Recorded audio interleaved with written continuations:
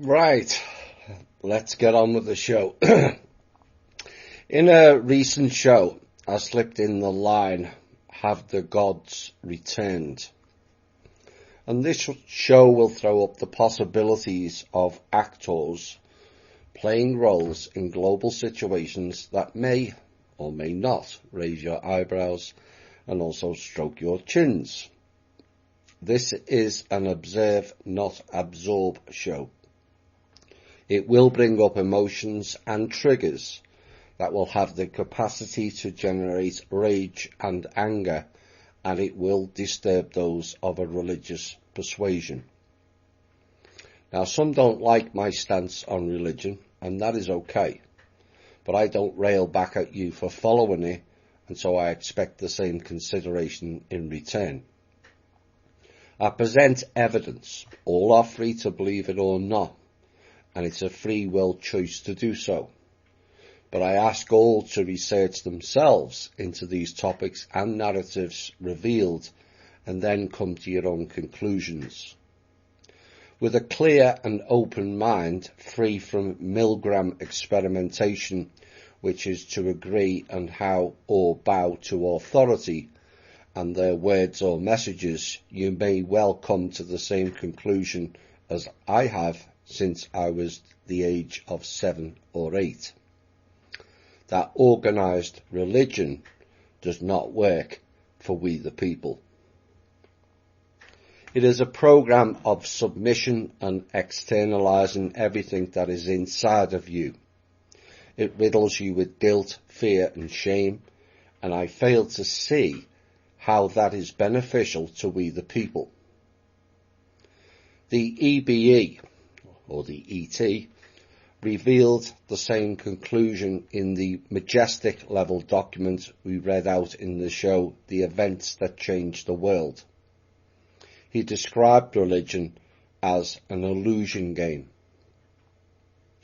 The world of God or gods is a hot and contentious subject for many and provokes thoughts, fear, anger, rage and wars, all of which is the antithesis of what is supposed to be about. It has also provoked mass killing of humans and other beings, all in the name of God. But too few ask, which one? The books and the scriptures only make matters worse, as double speak, double names, double meanings, all reminiscent of today's modern media. Medea was another of those gods, and not a coincidence they chose that name. The God then becomes the Lord, spelt all in capital letters, which means the Lord is dead. So how can the Lord pass judgment if he is dead? So then they come up with fear-based conspiracy stories, like weighing our hearts against a feather, linked with another of the gods, Thoth, who, in case you didn't notice, was not human. Thoth is part avian, from the Pleiadian Nibiruans. Or another classic, the Pearly Gates narrative, with other self-imposed titles like saints, who act like a nightclub bouncer and let people into heaven or not. If he doesn't like the looks of you, you end up on the streets of hell. God is great, they proclaim, yet he smiteth the people with plagues, pestilence, wars, famines, and fiery serpents are just a few examples of God's greatness. Some may say he is great, spelt G-R-E-A-T. I would say he grates, G-R-A-T-E-S.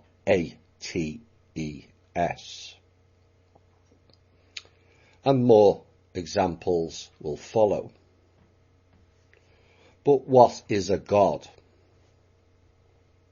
A God is any individual who climbs the 7 planes of soul development, initially on an earth-based plane.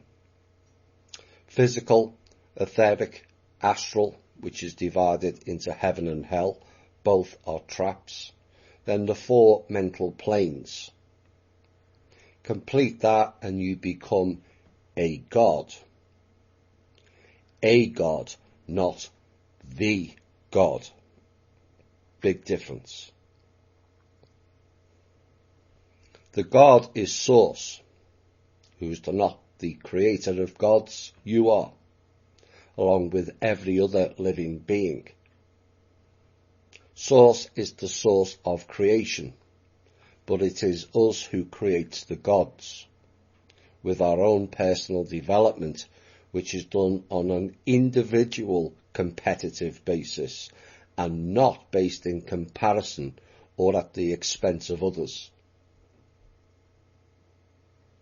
To be a god, you will need the ultimate impersonal responsibility, balance, and must also. As there is no end of paths the dark will take you down with their seductive, unbalanced and ego-based traps that so many fall for, as it's the easier path to take.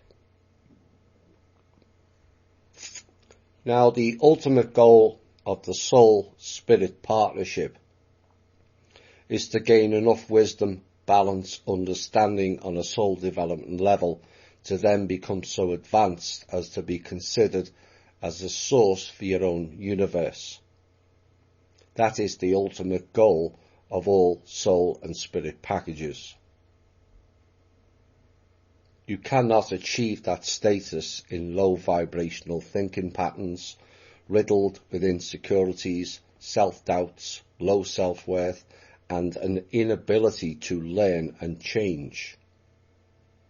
That mindset will keep you within the astral traps on a planetary level of learning, which is the lowest of the levels. Now, one of the things the fake gods always demanded from the people of Earth is ritual sacrifice. And some may feel these are isolated incidents and occurrences. You would be wrong to think so. Ritual abuse and ritual killings are real, and it takes place on a mass scale. The odd singular sacrifice is punctuated with mass sacrifice, all posed on certain days, dates, and based around moon cycles, the classic being September the 11th.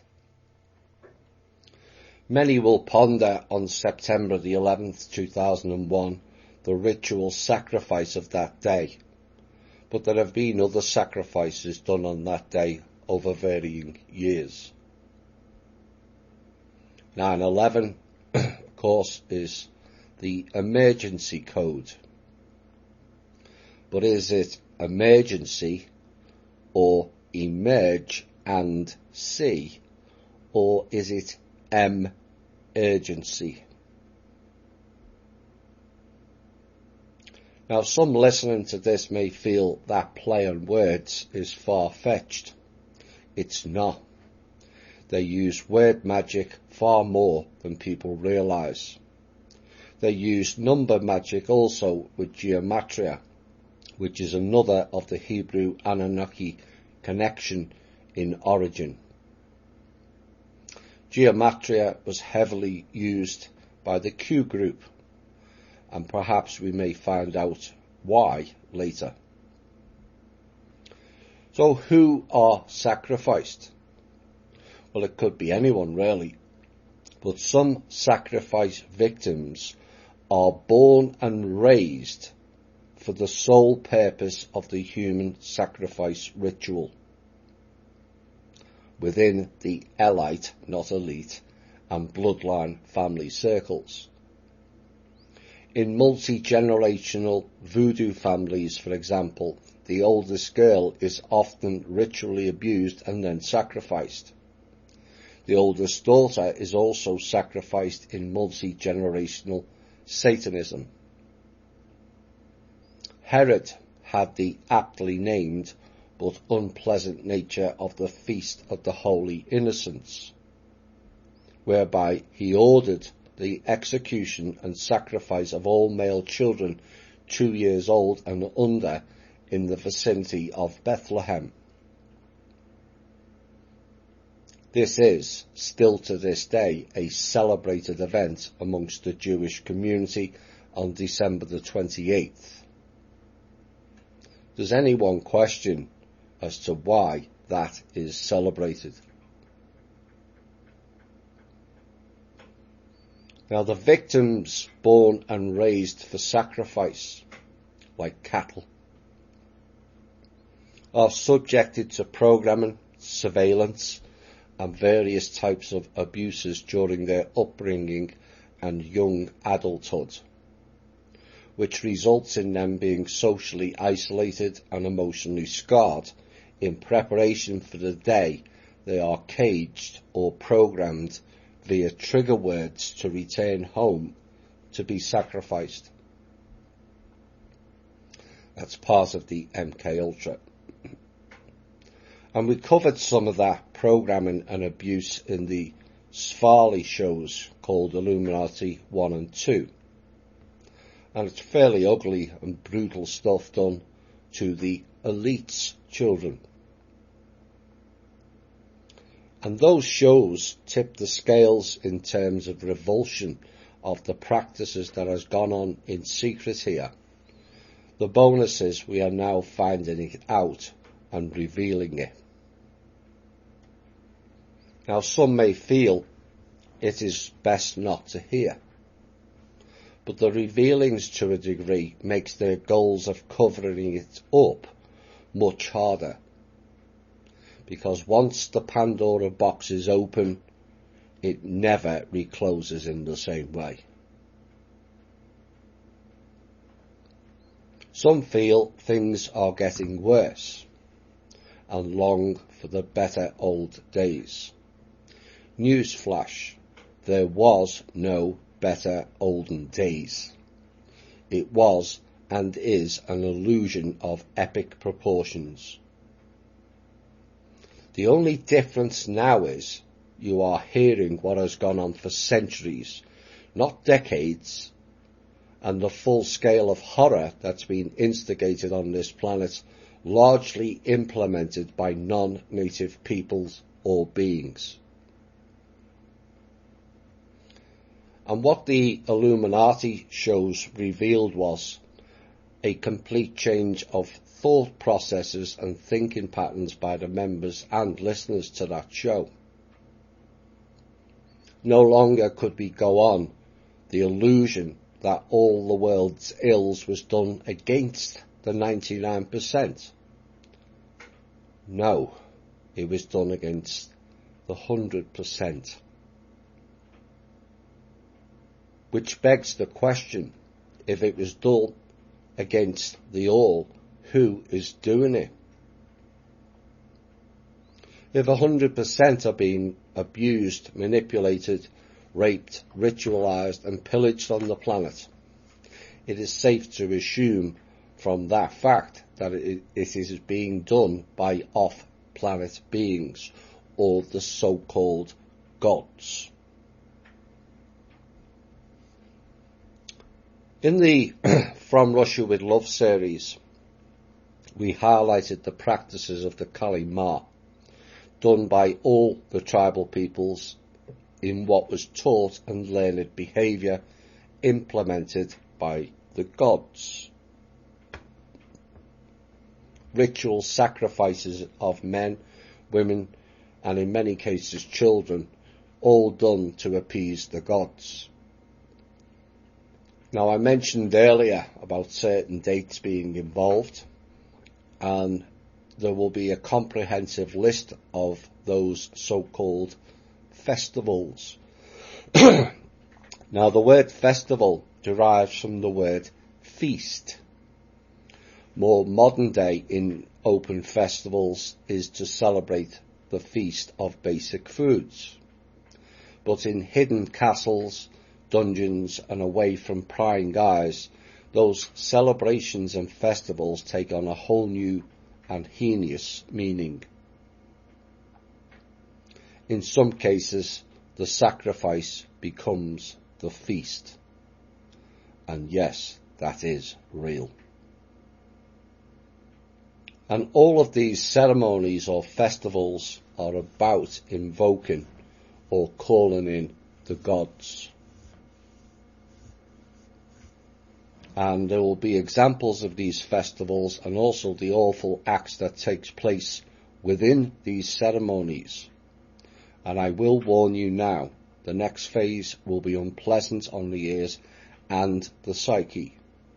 Observe, not absorb, please, and retain your 45-55 balance. We'll be back shortly.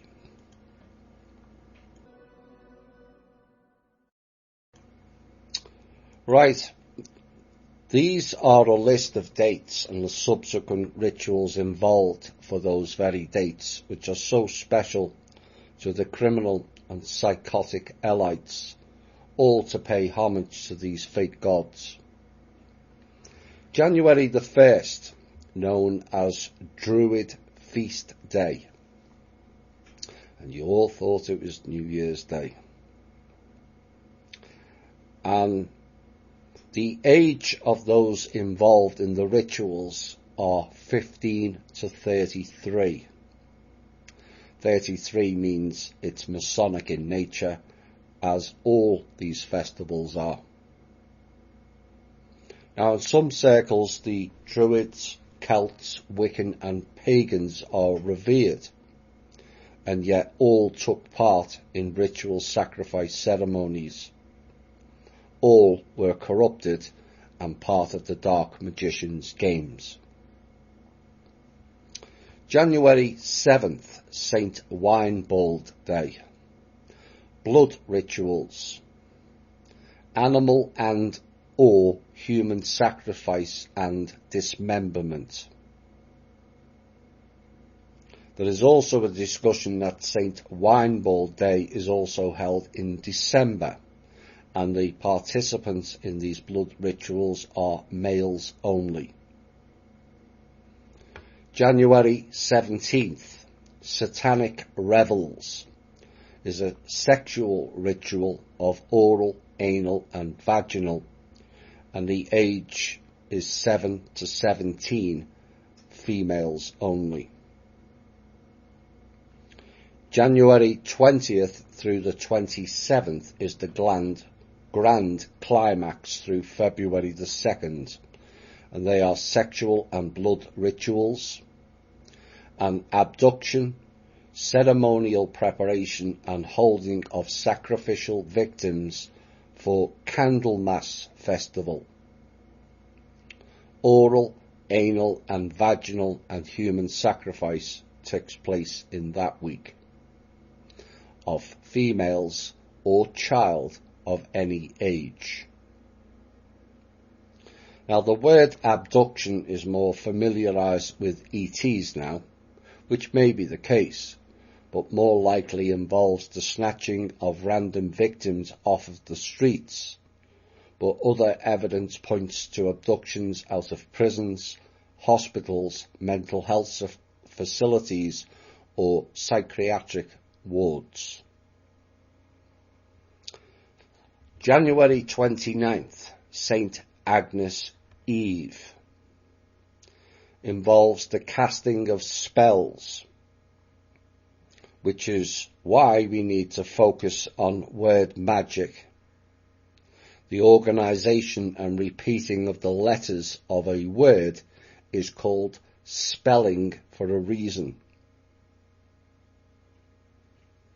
Now, 5 days after the Grand Climax Festival and the preparation of the sacrificial victim comes February the 2nd, Candlemas, Sabbat Festival, Satanic Revels, sexual and blood rituals. That involves oral, anal and vaginal, human and or animal sacrifice, and involves females aged 7 to 17. Now, This is commemorating, they say, the occasion when the Virgin Mary, in obedience to Jewish law, went to the temple in Jerusalem, both to be purified 40 days after the birth of her son Jesus, and to present him to God as her firstborn. That was in Luke. Now, the festival was formerly known in the Roman Catholic Church as the Purification of the Blessed Virgin Mary, and is now known as the Presentation of the Lord. The God is not in physical form and never was. So the common sense question is, why did Mary have to go to a temple to present her child to God? Further common sense questions arising from this is, who made Mary obedient to Jewish law? What puts Jewish law above everything else? And is this statement that the Virgin Mary and the alleged Son of God are subservient to Jewish law? Why is law defined by a race of people? Why did the Church change the ceremony from the Virgin Mary to the Lord? Could it be the Church discounted all women, as revealed by their Father, Son, and the Holy Ghost? Why would they do that? Why does the Lord, Anu, the non-human reptile king, replace Mary as the ceremony blessing? And the forgotten point of all that is, neither Mary or the entity known as Jesus were actually Jewish. Fact. Now, originally, this festival or ritual was on February the 14th, which is 52 days until Justinian I changed it to the 40 days and February the 2nd. What is it about these 40 days? Moses and Jesus were instructed to fast for 40 days without food and water, which is an impossibility, as it is 8 to 21 days without both before you die. But then again, we found out that Moses, which is a title, was not from this planet either. The age to which he lived tells you that. God sent rain for 40 days and nights. God sent the Israelites into the desert for 40 years. Moses was with God for 40 days for the 10 Commandments. Jesus spent 40 days in the wilderness and then 40 days with the apostles. The question is, why? What is the significance of 40? Could it be it takes 40 days to remove a program or habit? And according to the Torah and rabbinic law, lashes may be given for offences that do not merit capital punishment and may not exceed 40. Now, Candlemas Sabbat, as it is called, a Sabbat is a pagan and Wiccan festival in homage to the devil. Sabbat became known as the Sabbath, or Sabbath. And it also corresponds to the Celtic pagan Imbolc, I-M-B-O-L-C, known in Scottish or Irish circles as neo-paganism, and called St. Bridget's Day. And it's associated with Hebrew witches and sorcerers and linked with the Jewish Shabbat festivities also. February the 14th, St. Valentine's Day, human sacrifice. Like Christmas, Easter, Halloween, New Year and other so-called holy days of this world, St. Valentine's Day is another attempt to whitewash perverted customs and observances of pagan gods and idols by Christianizing them. As innocent and harmless as St. Valentine's Day may appear, its traditions and customs originate from two of the most sexually perverted pagan festivals of ancient history.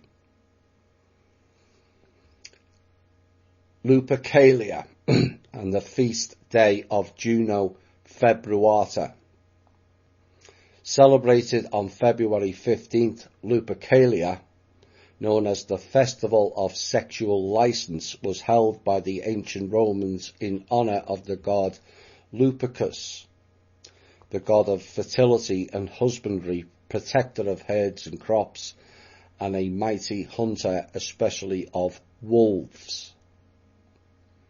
Now the Romans believed that Lupercus could protect Rome from roving bands of wolves, which devoured livestock and people. Now those wolves at that time were likely to be spirit beings, and not actually wolves as we know it, but also known in so-called myth circles were werewolves. Except it's not a myth, they existed, and there are still some family lines of werewolves in existence today, particularly in Ireland. It was likely those beings who were destroying Rome and its Hebrew Anunnaki counterparts until they fell, like all the other so-called mythical beings like the Fae, goblins, gargoyles and many more. And this festival, Lupercus, was assisted by Vestal virgins, the Luperci or Luperci, male priests, conducted purification rites by sacrificing goats and a dog in the Lupercal cave on Palatine Hill, where the Romans believed the twins Romulus and Remus had been sheltered and nursed by a she-wolf before they eventually founded Rome. Clothed in loincloths made from sacrificed goats and smeared in their blood, the Luperci would run about Rome striking women with februa, which are thongs made from skins of the sacrificed goats. The Luperci believed that the floggings purified women and guaranteed their fertility and ease of childbirth. This is no different to the religious practice of flagellation, and it is a guilt and torture event. Now, the flagellation in a Christian context refers to an episode in the Passion of Christ prior to Jesus' crucifixion, and the practice of mortification of the flesh for religious purposes has been utilised by members of various Christian denominations since the time of the Great Schism in 1054. In the 13th century, a group of Roman Catholics known as the Flagellants took self-mortification to extremes, and these people would travel to towns and publicly beat and whip each other while preaching repentance. something is seriously wrong with those people. And it beggars belief how so many follow what is basically a sick and at times evil program. Now, February derives from februa, or means of purification. And to the Romans, February was also sacred to Juno Februata, the goddess of febri, fever, of love, and of women and marriage. And on February the 14th, St. Valentine's Day, billets or tickets, small pieces of paper, each of which had the name of a teenage girl written on it, were put into a container. Teenage boys would then choose one ticket at random, and the boy and the girl whose name was drawn would become a couple, joining in erotic games at feasts and parties celebrated throughout Rome. Now, after the festival, they would remain sexual partners for the rest of the year, and this custom was observed in the Roman empires for centuries. Copying the gods is why. Holly and Michelle, if you can get image 1 up, please. The Romans celebrated Lupercalia to honour the hunter god Lupercus. And whilst the name Lupercus may not be familiar to many of you, the image of him will. Please post image 1.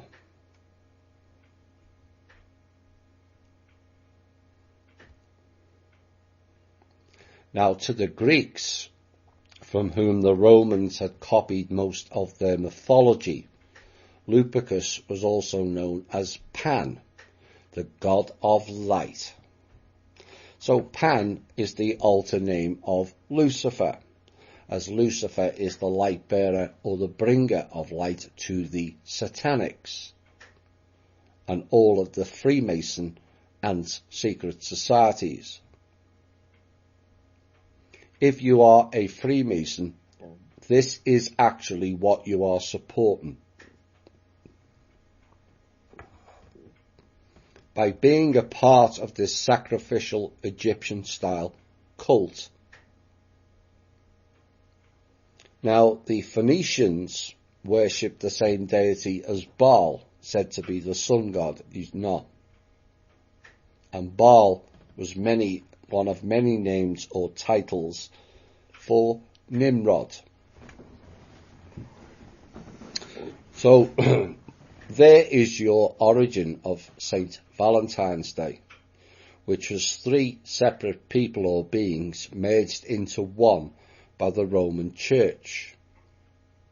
And the day is said to be about love and Cupid, but more about child sexual rituals, debauchery and death. February 25th, St. Walpurgis Day, is a blood ritual. The communion of blood and dismemberment. This is linked with the May Day Beltane festival as well. Participants of any age. Now, St. Walpurgis was an Anglo-Saxon missionary to the Frankish Empire. And the Franks are the Merovingians and Carolingians and are linked directly to the Jewish cultism. In 1099, the Crusader population of Jerusalem mostly comprised of French settlers, and the French knights made up the bulk of the steady flow of reinforcements throughout the 200-year span of the Crusades. France is named after the Franks, which later took on a more modern-day Jewish connections, and the Rothschilds. Now, Walpurga was born in the county of Devon, England, into a local aristocratic family. She was the daughter of Saint Richard the Pilgrim, an under-king of the West Saxons and of Saint Wuna of Wessex, and had two brothers, Saint Willibald and Saint Winibald. Now the Pilgrims are famous in this country, said to be fleeing persecution of their religious beliefs. No, they were spreading their cults, occultism, dark magic and rituals to America, just like they did in Europe. Americans weren't given the pilgrim, but the grim pill. March the 1st, Saint Akatad, a blood ritual festival, the drinking of human blood for strength and homage to Satan, any age, male or female. March the 20th or 21st, Spring Equinox, a Sabbath festival, major fertility Sabbath, and dates varies annually, and is known as an orgy ritual. Oral, anal and vaginal, human and or animal sacrifice, any age, male or female, human or animal. So bestiality applies here as well. Good Friday through Easter Sunday, said to be the death of Christ, is a blood ritual human sacrifice day. Good Friday is the beginning of satanic high days that are celebrated throughout the weekend to the end of the day on Easter Sunday. And they often say at this time, pray with us for the rescue of all people being held. And the report that this came from asked for people to pray for those being held for human sacrifice at this time. The report says to pray. But people have to understand that pray, P-R-A-Y, really means to pray, P-R-E-Y. You are the prey in terms of energy harvesting. And this festival, Easter, has zero to do with the entity known as Jesus dying. Zero. They changed the Easter festival from Ostara to Easter to disguise their pagan-based deity. And they wrote a story about the winter solstice into an Easter narrative, changed sun, S-U-N, into sun, S-O-N, and on December the 21st, the shortest day and the winter solstice, the sun, S-U-N, goes down below the horizon for the next 3 days.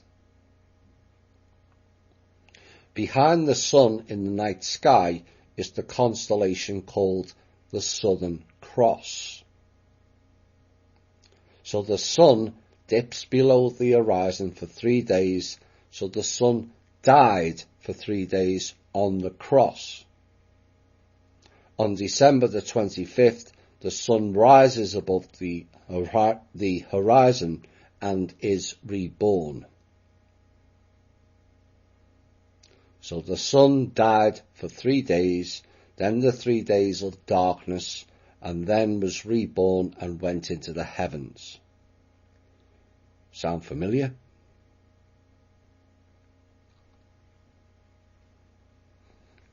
Easter Eve Day, blood ritual, human sacrifice.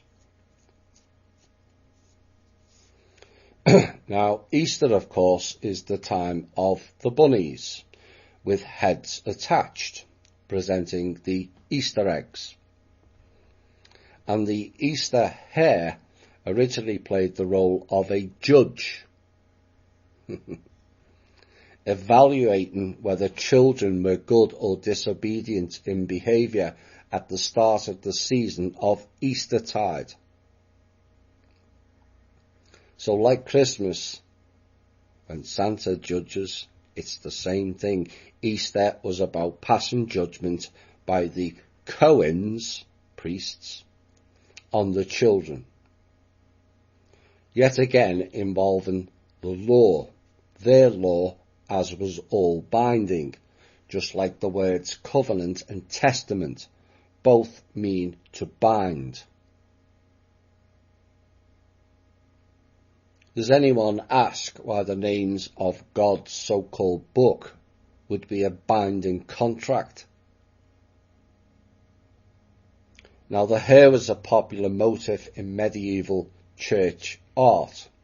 In ancient times, it was widely believed that the hare was a hermaphrodite, and the idea that a hare could reproduce without loss of virginity led to an association with the Virgin Mary, with hares sometimes occurring in illuminated manuscripts and also in Northern European paintings of the Virgin and the Christ child. Virgin births. Oh my. What a conspiracy that is. It's not based in human reality, and yet it is believed by billions across the world as fact. And some have the audacity to call us conspiracy theorists.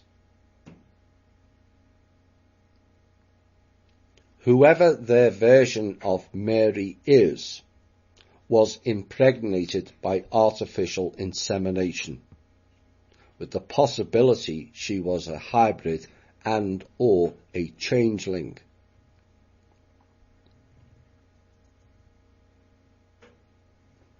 Now, eggs have been used as fertility symbols since antiquity. Eggs became a symbol in Christianity associated with rebirth as early as the 1st century AD via the iconography of the phoenix egg. And they became associated with Easter, specifically in medieval Europe. Common sense again. Humans are not born in eggs. So why celebrate it that way? But eggs are a product of artificial insemination again. But the child is not born in an egg. But you know who are born in an egg? Avian and reptiles. Oops. And we find parallels again in the ancient legend of Thoth and Ra. Egyptian pictures of Osiris, the resurrected corn god, that show him returning to life once again, rising up from the shell of a broken egg. The ancient legend of the phoenix is similar. The phoenix is the Hebrew Benu bird, rising out of the ashes, which means it always follows after a cataclysmic war. And given the piece I did recently in Arizona and the wars there, is it a coincidence the major city of that region is called Phoenix? Perhaps Arizona is a play on words and is a Zion Ra. The heavy presence of the Mormons in that state would appear to support that theory. The god Ishtar was also a parallel to Eostra and Ostara, and then subsequently Easter. But there are other parallels within her story as well, as Ishtar was the goddess of love and war and sex, as well as protection, fate, childbirth, marriage and storms. Quite a busy girl. Sounds like somebody else with lots of titles. And there's some fertility in there, but as with Aphrodite, there is also an element of power. And her cult practiced sacred prostitution, where women waited at a temple and had sex with a stranger in exchange for a divine blessing, which was likely money to feed hungry children or pay a debt. Now, Ishtar's symbols were the lion, which is represented in many symbols from the movies, bank statues, coat of arms of several of the lead bloodline families. Ishtar was also called the morning star, which is Venus. But the morning star is now associated with Lucifer. But when you realise the original Lucifer was actually a female and called Luciferia, perhaps that now makes sense. Ishtar was also linked with 8 or 16 pointed stars, again symbols of power.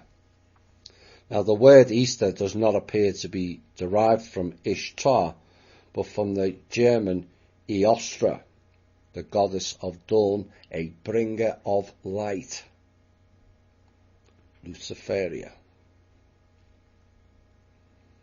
And elsewhere the observance is framed in Latin Pascha, which in turn is derived from the Hebrew Pesach, meaning of or associated with Passover.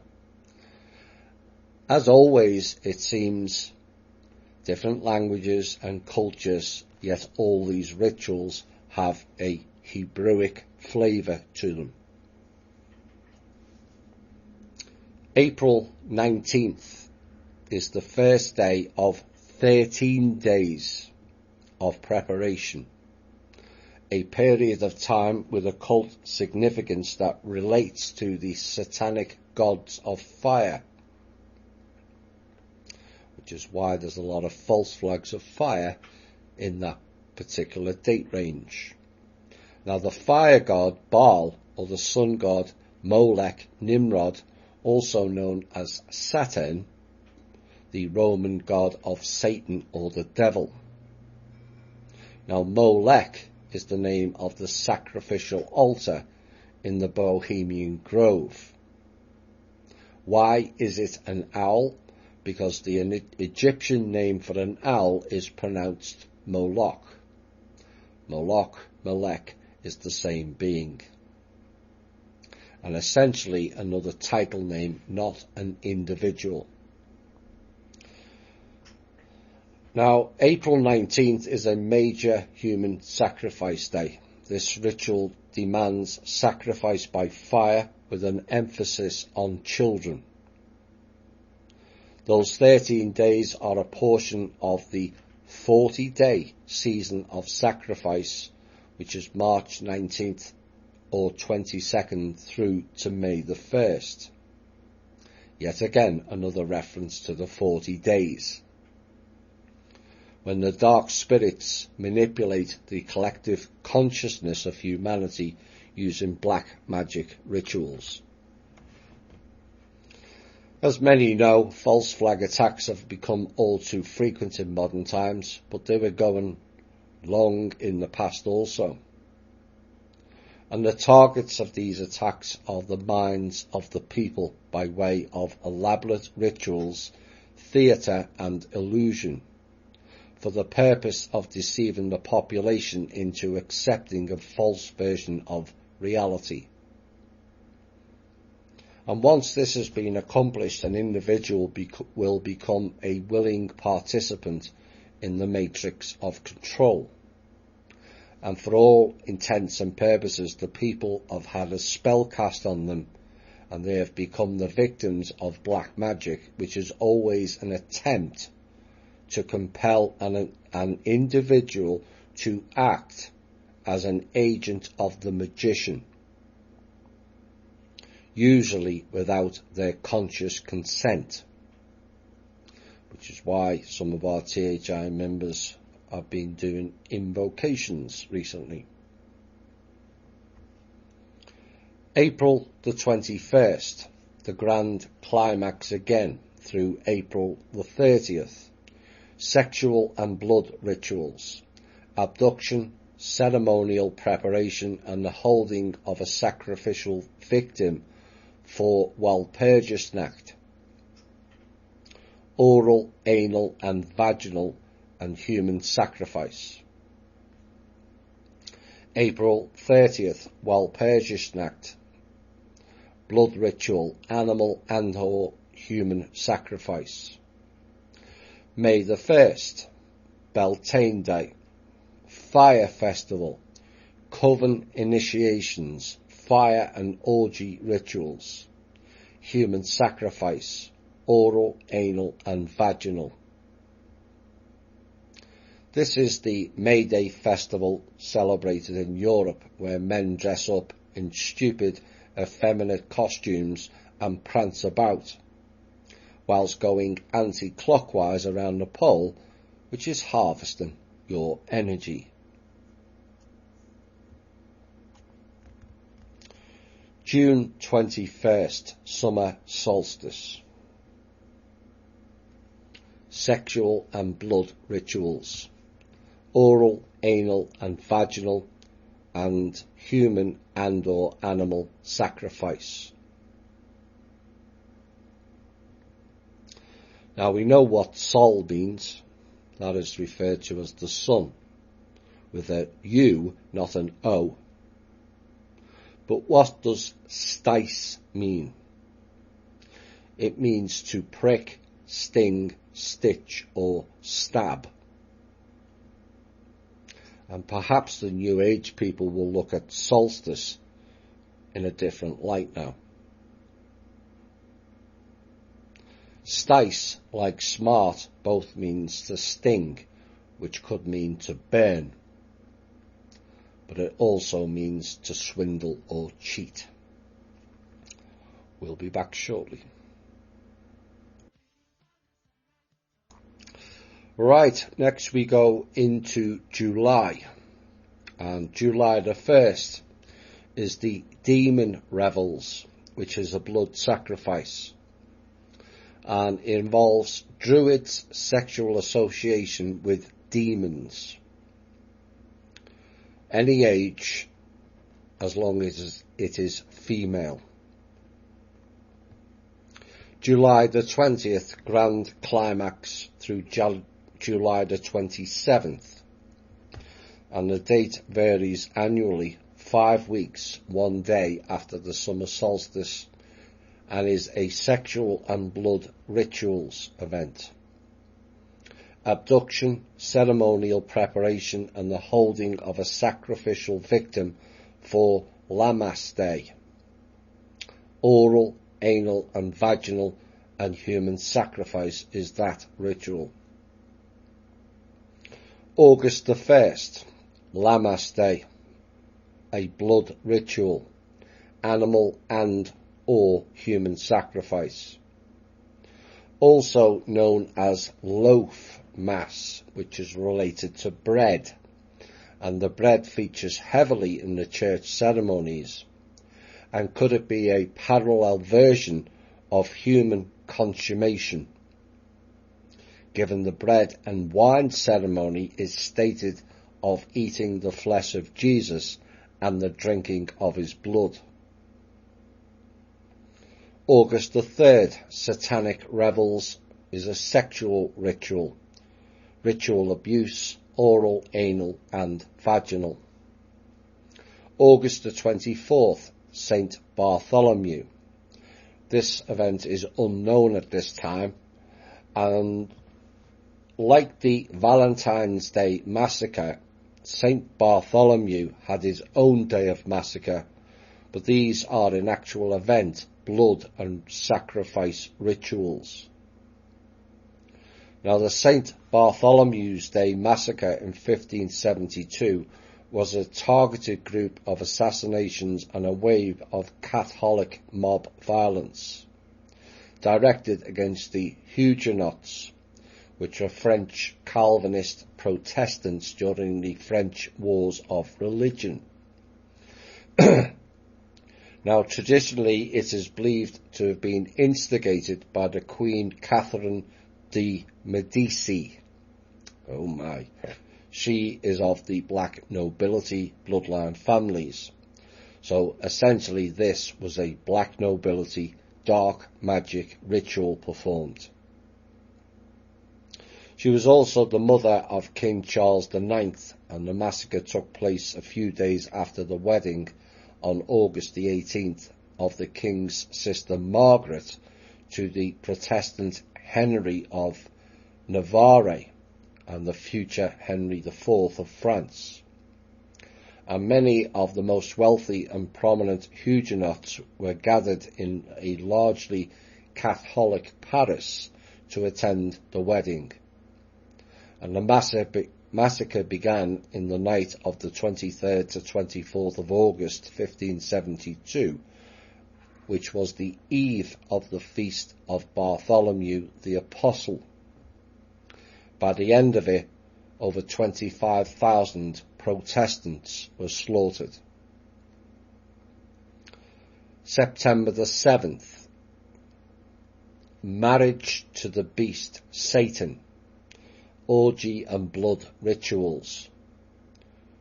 Those who participate are all female, especially children, and they become part of the cult and are married to Satan in full bridal wear. Oral, anal and vaginal, animal and or human sacrifice and dismemberment took place in that festival. September the 20th, harvest midnight host. Host being the operative word. Blood ritual, dismemberment, hands removed of victims for the hands of glory to Satan. And the midnight host is suggestive of the jinns and host possession involvement, but could also involve calling in other species and the shape-shifting people or beings. September the 23rd, the fall equinox, is an orgy ritual, oral, anal and vaginal, human and or animal sacrifice. October the 13th, continuous high holiday, is celebrated because it's the reverse date of October the 31st. October the 28th, satanic high holy days through November the 4th. Blood rituals again, abduction, ceremonial preparation and holding of a sacrificial victim for All Hallows Eve. Human sacrifice. October the 31st, All Hallows Eve. Halloween or Samhain, which is not exactly pronounced that way, it's pronounced Samhain. Sexual and blood rituals, and it involves sexual association with the demons that are called up and animal or human sacrifice. Calling in the Demon's Night is essentially what that is, and it's done by singing spellcasting mantras and asked to be performed by the children. But Samhain, which is pronounced Samhain, is another Scottish, Gaelic, Druidic and pagan event. And Scotland has played a large role in society connected to the dark magicians, Wiccan, pagan and witchcraft elements. The lead secret society there is the Scottish Rite, who did much to assemble Washington DC and litter it with occult symbols and layouts. Of course, it was the Scottish Freemasons who first brought Freemasonry to Russia, and the eventual destruction of that country and its people by the Freemasons aligned with the Dark Freemasons, along with the Hebrew Anunnaki crew. November the 4th, Satanic Revels, sexual ritual, and the ritual abuse includes oral, anal and vaginal. December the 21st or 22nd, winter solstice, a Sabbat festival, again a sexual ritual, oral, anal and vaginal, that includes human and or animal sacrifice. December the 24th, Christmas Eve.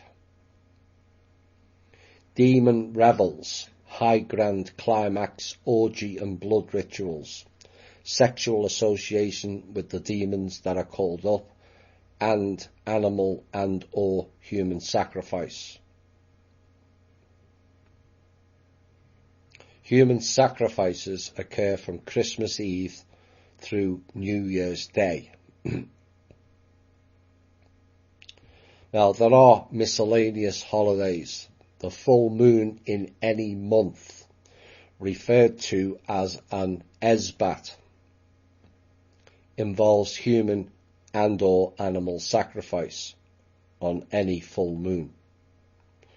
An esbat is a coven meeting at a time other than one of the sabbats, and within Wicca and other Wiccan influence forms of contemporary paganism. Esbats are described as an opportunity for a love feast, healing work, psychic training and all. Really. And the term esbat is derived from the Old French sesbatre, modern French ebat, meaning to frolic and amuse oneself and diversion. In other words, before and or after the sacrifice, it becomes a sexual orgy. All very hedonistic, that. The meaning of hedon is a unit of pleasure used to theoretically weigh people's happiness.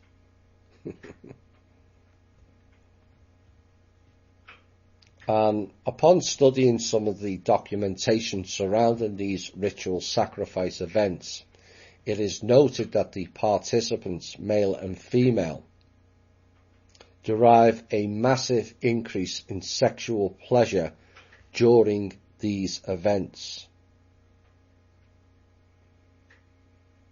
This stuff gets them off sacrificing people. Hence the need for the sexual orgy to relieve that following the sacrifice. Friday the 13th is a human sacrifice day.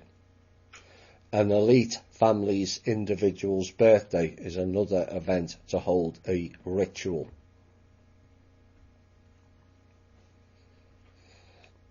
Many of the names, words associated with the occult, cult practices, dark magic and dates were all formulated by the Church. The heavy involvement of the Roman Catholic Church in wording and occult practices, and Saturnalia in particular, should not be overlooked by the people. Saturnalia was an ancient Roman festival and holiday in honour of the god Saturn, held on the 17th of December of the Julian calendar, and later expanded with festivities through to the 23rd of December. Now, the holiday was celebrated with a sacrifice at the Temple of Saturn in the Roman Forum and a public banquet. It was followed by private gift-giving continual partying and a carnival atmosphere that overturned Roman social norms. Gambling was permitted, and masters provided table service for their slaves, as it was seen as a time of liberty for both slaves and freemen alike.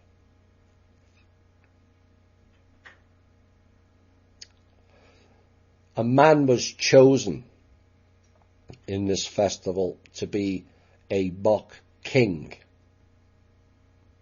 and was appointed for the feast of Saturnalia in the guise of a Roman deity, Saturn. At the end of the festival, the man was sacrificed. Saturnalia was the Roman equivalent to the earlier Greek holiday of Chronia, which is Kronos, the fake god of time. And it held theological importance for some Romans who saw it as a restoration of the ancient Golden Age when the world was ruled by Saturn, Satan.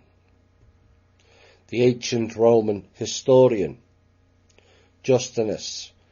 Holly and Michelle, can you have image 2 put up, please? The ancient Roman historian Justinus credits Saturn with being an historical king of the pre-Roman inhabitants of Italy. Speaking of Justinus, it is clear from this Roman sculpture, which is carved into a church, of what he was all about. See image 2.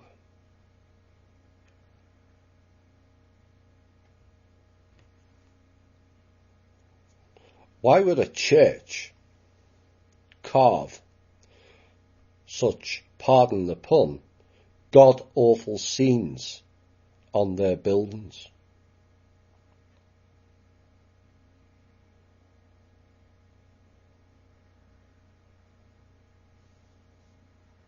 Why? Because that's what they did. And celebrate it. And there are many other carvings around the world of this nature, including an infant child giving the priest's fellatio. Because that is what goes on at these festivals. Is this normal or so-called holy in any way, shape or form?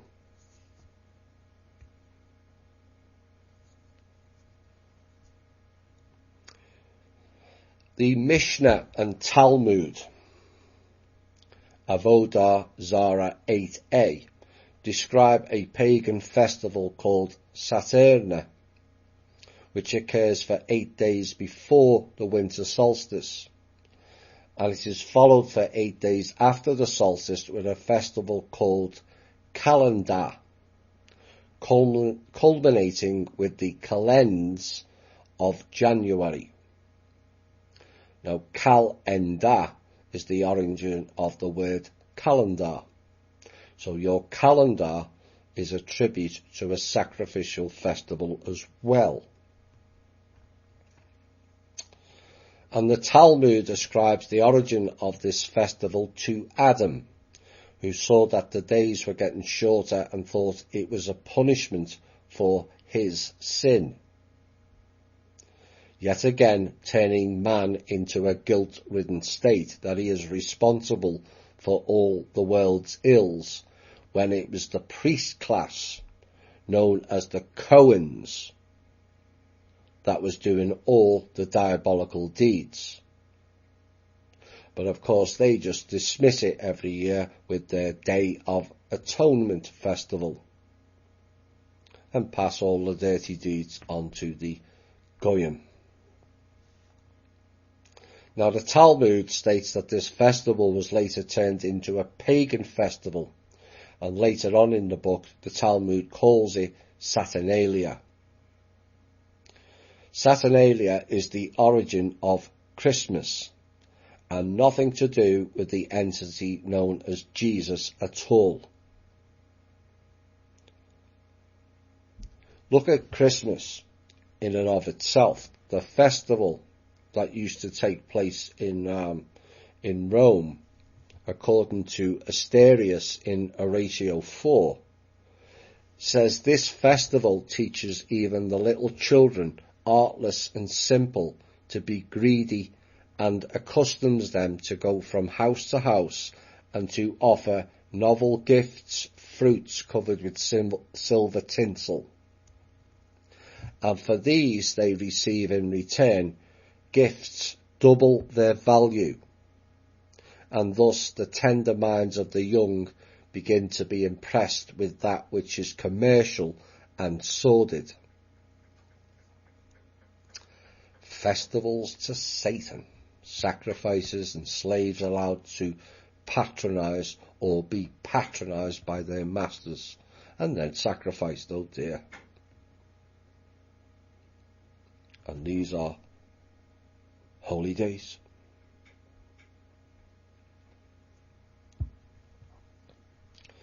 Now, one of the Roman Church disciples was Leonardo da Vinci. And not only did the Romans worship Saturn, which is Satan, they also worshipped the moon. And his famous painting was Mona Lisa. And perhaps the word Mona is linked to the word moon. And it is. The word month is a shortened version of the word moonth. And so perhaps Mona was linked to Moona. Of course, the painting was done by the Italian named Leonardo da Vinci, and it just happens that Mona in Italian means Madonna. The Black Madonna is worshipped by several cult and occultic circles, whilst the entity and singer Madonna is linked with the Virgin Mary, and the Black Madonna similarly, the latter is depicted as the Black Mother. The Black Mother is associated with the Kali Ma. The Kali Ma means Dark Mother, which is related to moon worship and the fall of the female, and also Lilith. Lilith was the inverted Eve, the dark side of the Eve, and with the fallen female, the Eve was now Lilith. Lilith was half human and half serpent, and the depiction on a 5-pointed star with the single arrow pointing up is of Adam at the top and Eve with the 2 arrows at the bottom. But when it is inverted, the 2 arrows at the top, it now houses Lilith, and the single arrow pointing down and a symbol of Satan or the Baphomet is not Adam at all, but Samael, the demon, and also known as the angel of death. Now, Samael was one of the archangels that included Michael and Gabriel, who are much vaunted in the religious circles, yet they all fell, hence the term archangel, which is actually archangel. And yet we find Jewish symbols and books worshipping these 2 entities, and they are mentioned in the Talmud.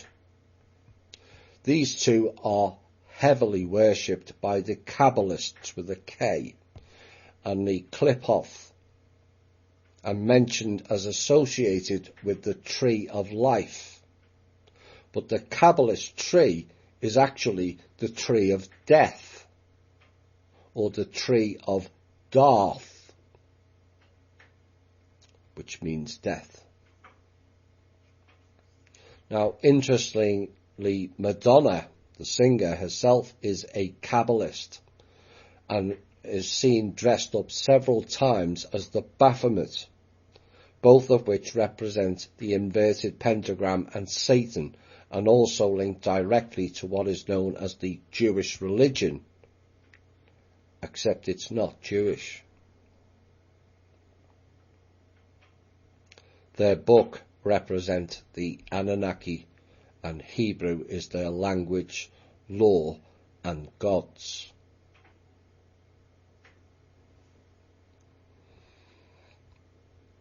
Why is everything connected to the moon? Because it's connected to the Kali Ma, which practiced human sacrifice as part of their cult, and is representative of Lilith. Lilith is a representative of the fall of the female. The Eve fell and was bound no longer to earth, but trapped by blood and binding cycles to Lilith and the moon. Now the Eve fell, it is said in biblical scriptures. But have we ever defined who or what is the Eve? And before people think this is a jab at Kim, it's not.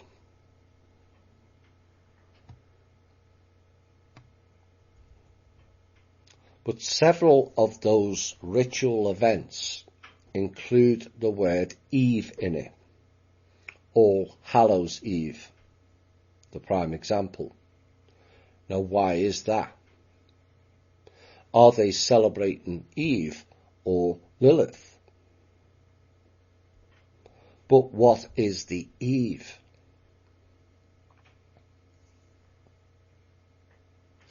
Given there has been several versions of civilization wiped out here, this version of humanity is the sixth, as I understand it. The questions remain is, was there more than one? Was there an Eve for each civilization? If so, where did the Eve come from? If the civilization was wiped out 5 times. And is this further evidence of in vitro fertilization? Vitro means an artificial environment outside a living organism, often within glass, that is, a test tube, set of chemical reactions and bacterial cultures, etc., obtained experimentally in the test tube.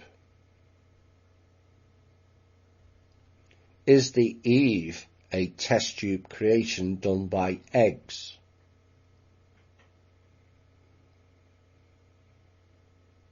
Is that why the church and these festivals celebrate with eggs? The term and ritual of Easter Eve Day could have whole new implications now.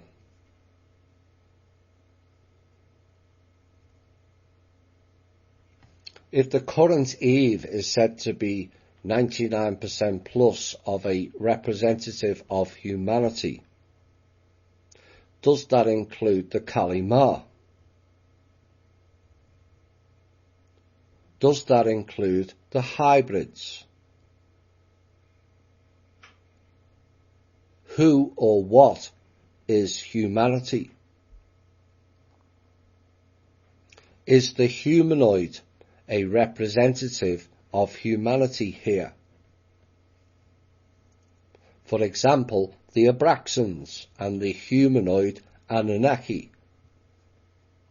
Is the Eve a representative of them?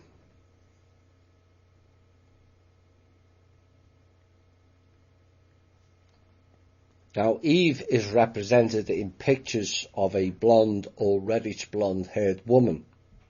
Which race does that come from?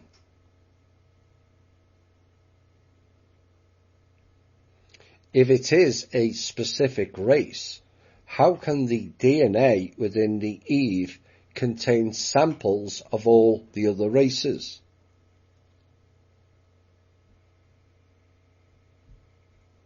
These are all pertinent questions that have never been asked, understood or grasped. We just assume things far too easily based on a narrative that's been passed down to us.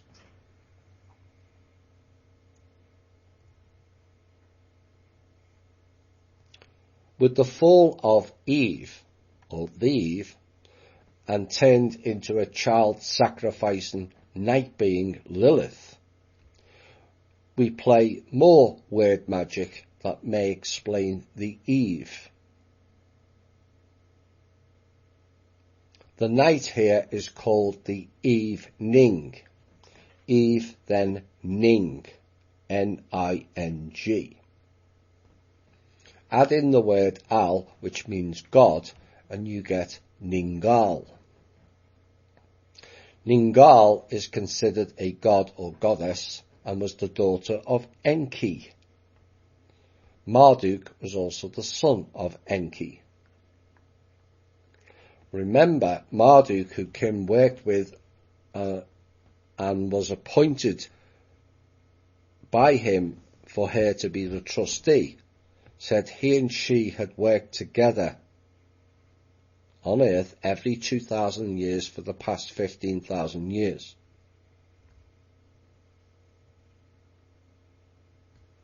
And my line of questioning now is as to whether Kim was either set up to fail, as the evidence certainly points that way. Was she set up to fail? Now, she has not exactly helped herself in matters either of recent times. But was that the plan for her? While some others are questioning not whether she was set up, but was she herself a set-up? Time will always tell. Now, Marduk's chief consort was also known as Sarpanit. Now, Sarpanit, some explain her name as meaning the Shining One, and she is sometimes associated with the planet Venus. Could that be Luciferia again? And she was worshipped via the rising moon, potentially meaning Lilith. Now, by a play on words, her name was interpreted as Zer-Banitu, Z-E-R-Ban-I-Tu, or the creatress of seed. Creatress of seed.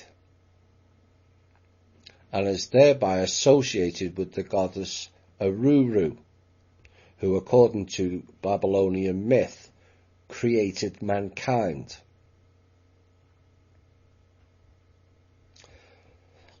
Perhaps a different set of thinking occurs on who or what is the Eve. Or is it more the case of when or where is the Eve? Now, Ningal, daughter of Enki, relation of Shane, the ruler, and Marduk, was known as the Great or Queen Lady. So the Great L or Queen L adds other dimensions to it. Was Ningal also Esther? Esther is described as the Great Lady and also the Queen. Great Lady or Great L or Queen Lady or Queen L. Is or was Esther Queen L? Is Esther and Ningal one and the same being? Eve Ning Al. Now, Esther, who was a Persian queen, declared the Jewish queen, just like Solomon, David and Moses of Egypt, but declared Jews and related to Jerusalem. But does anyone ask why a religion is stated as a race, a religion stated as a law, or religion stated as a country?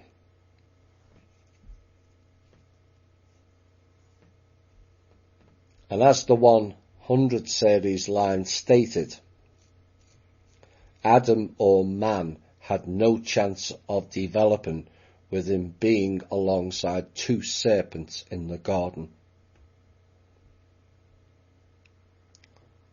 Was that a setup for man to fail? Was Eve set up to fail, so that man would never rise in balance, one-on-one with the one?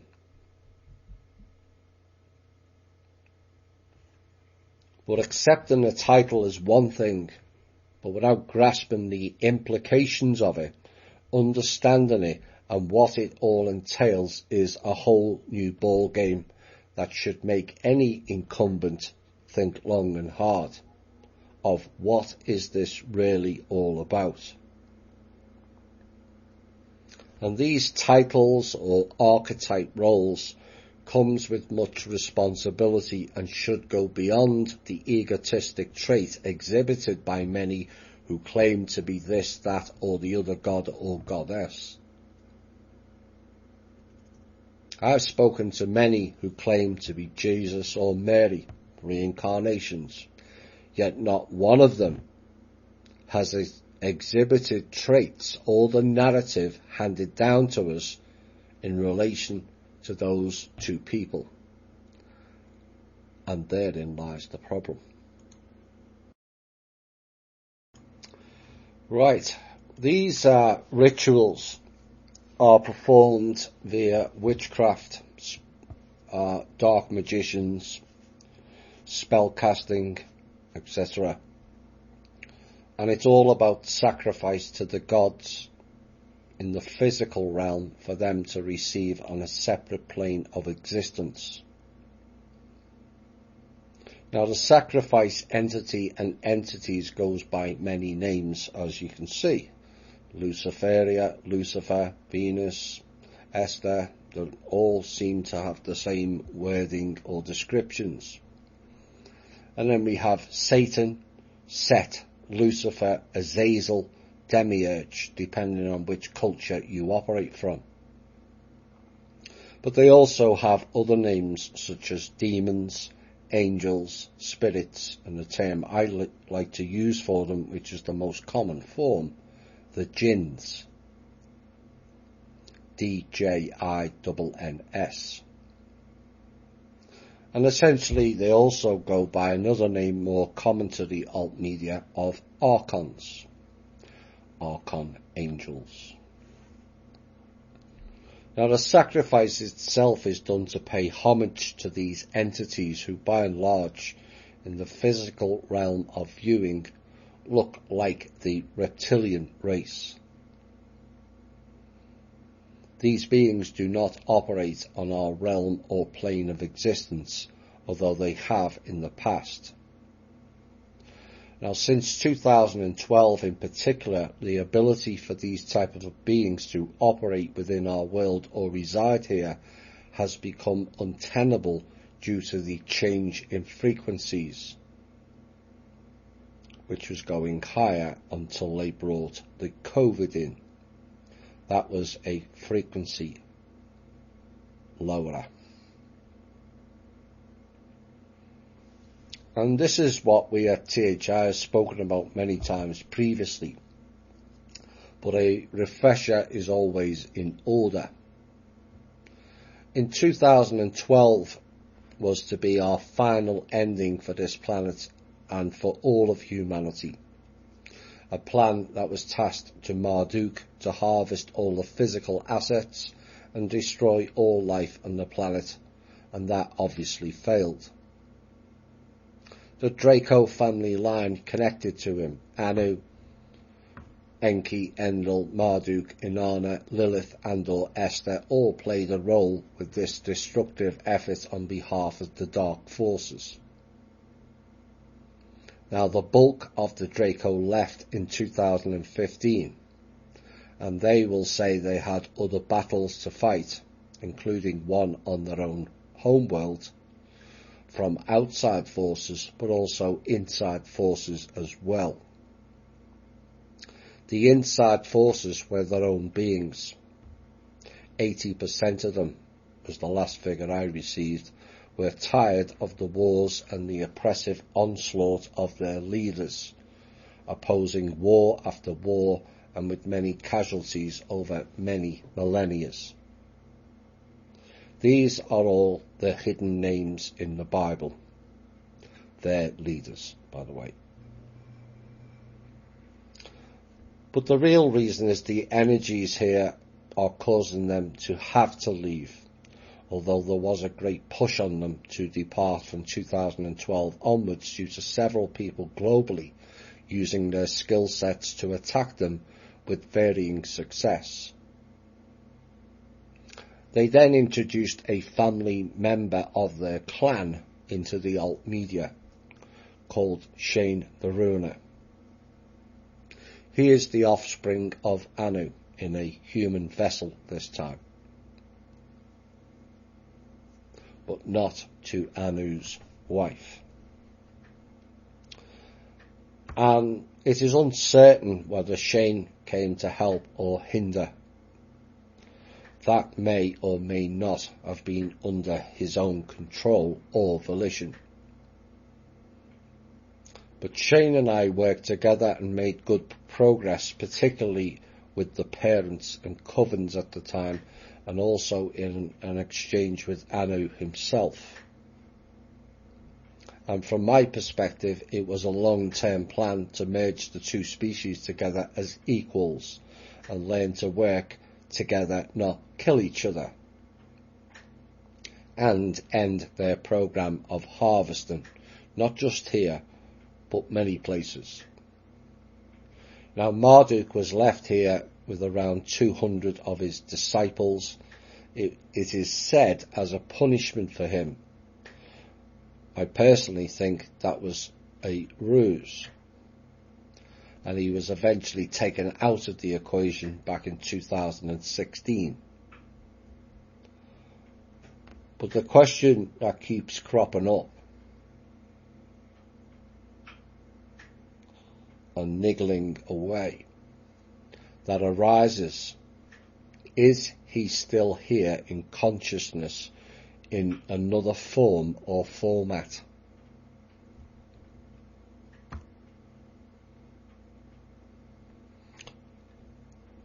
Now the term feast derives from festival, and the name of a festival or feast is also called a fete, spelt F-E-T-E. But in these circumstances had the same pronunciation as fate, spelt F-A-T-E.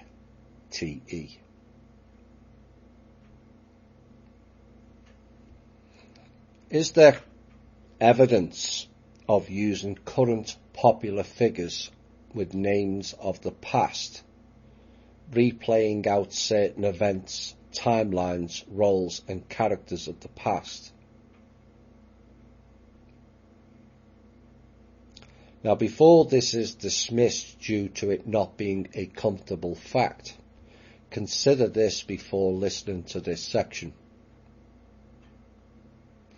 During their festivals or ceremonies, the participants call in or invoke certain names of the past to come onto this plane of existence via a host.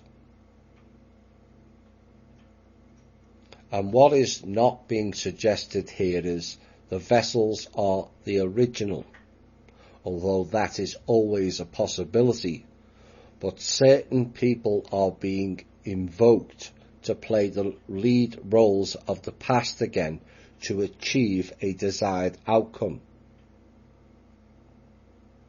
By inviting in the spirit or the consciousness of an entity of the past, which could possibly be uploaded via the artificial intelligence framework into a current vessel.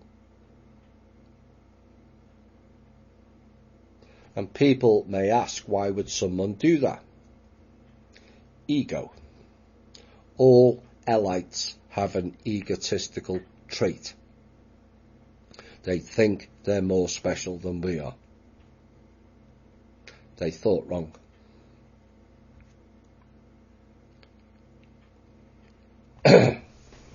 Remember, most of the world's royals all share the same blood or genetics. And 43 US presidents have been of European royal bloodlines. Oops.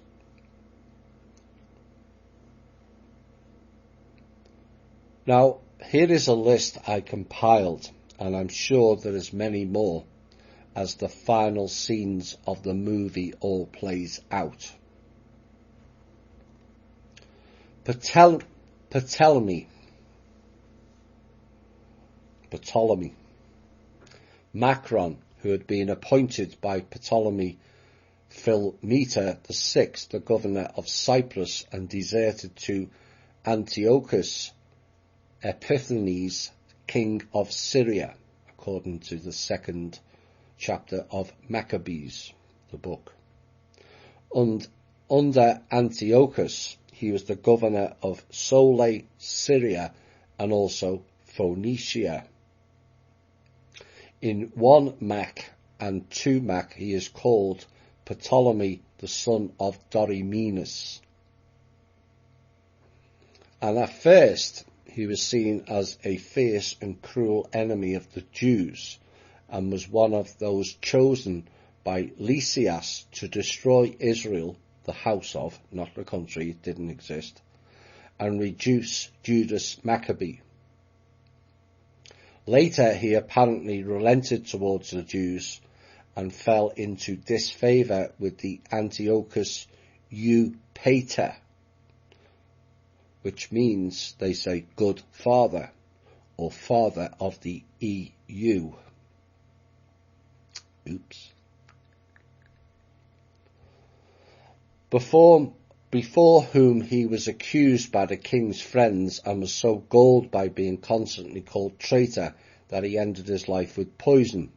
He obviously took one of the Pfizer vaccines then. Or just maybe he was threatened to favour the off-world based chosen ones and didn't exactly fulfil the role and was eliminated. Or perhaps he did fill the role and knew too much and was eliminated for that. Just like how the modern day agency people work, is it not? And given our links and connections made in From Russia with Love with the Egyptian and Middle East connection, and also the role of the CIA in it, perhaps we could look at a word just mentioned and split it up. Phoenicia. Remove the last 3 letters and then pronounce the rest, and perhaps it is a hidden clue. Phony CIA.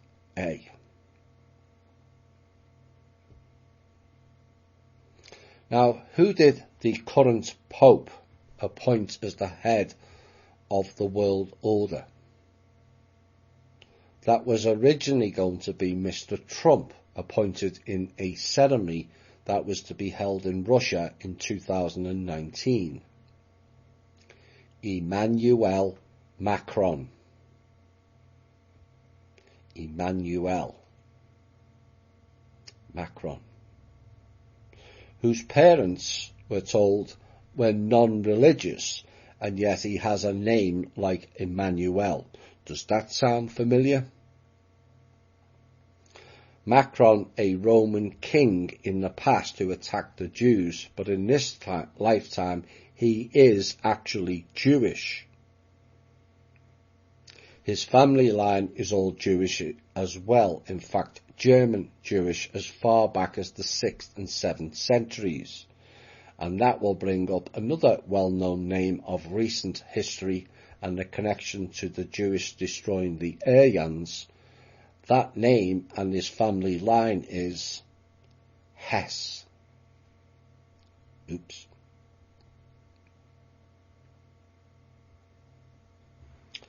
Who was the first leader into a devastated country following a major blast said to be destroyed by Israel last year? Mr. Macron was the first leader into Lebanon. Now listen closely. The Macron of the past was connected to Syria, then known as Assyria, and the site of one of the 4 Gardens of Eden. Recently, Macron got involved with returning artifacts from Africa, most likely Ethiopia, the final Garden of Eden, and 2 statues called Lamassu, which is an important part of Assyrian culture back then in Nineveh, housed in the temple of Ishtar.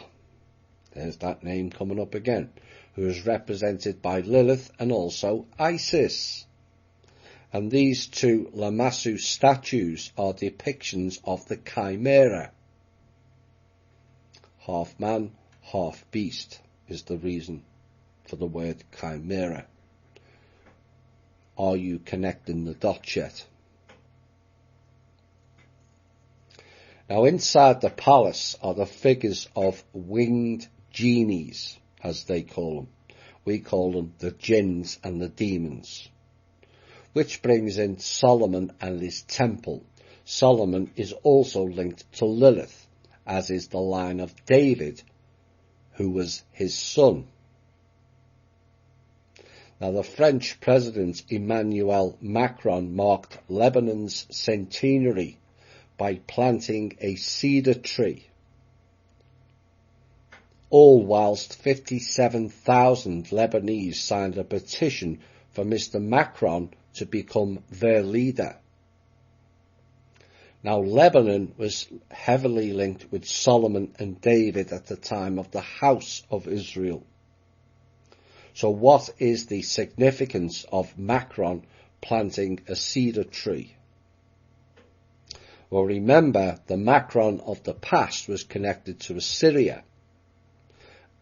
And this caption from the Bible states, "In the first day of the month, that the word of the Lord came unto me, saying, Son of man, speak unto Pharaoh, king of Egypt, and to his multitude, whom art thou like in thy greatness? Behold, the Assyrian was a cedar in Lebanon with fair branches, and with a shadowing shroud, and of a high stature, and his top was amongst the thick boughs." That's in Ezekiel 31. The cedar in Lebanon. Mr. Macron planted a cedar in Lebanon.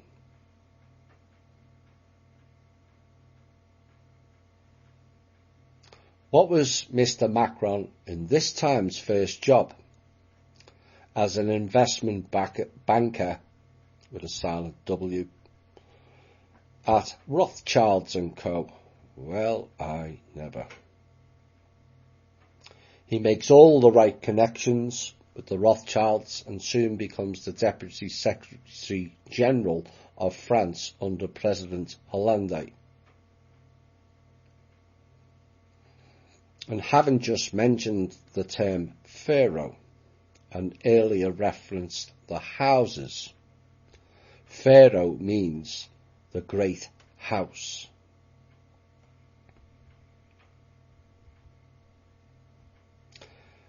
Then we come to the House of Saud, who also go into the past, long into the past, because they're royal bloodline.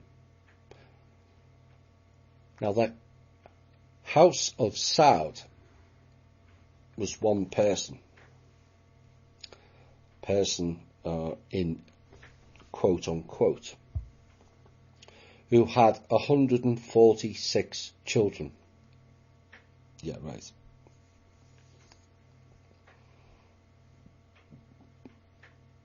one man had 146 children. All very off-world like that to me. And remember, Lilith had many children all at the one time also. Perhaps they were not children, perhaps they were eggs. And the house of Saud spread the seed of control everywhere. The Sauds are Jewish, and why the Saudis and America are linked with Israel.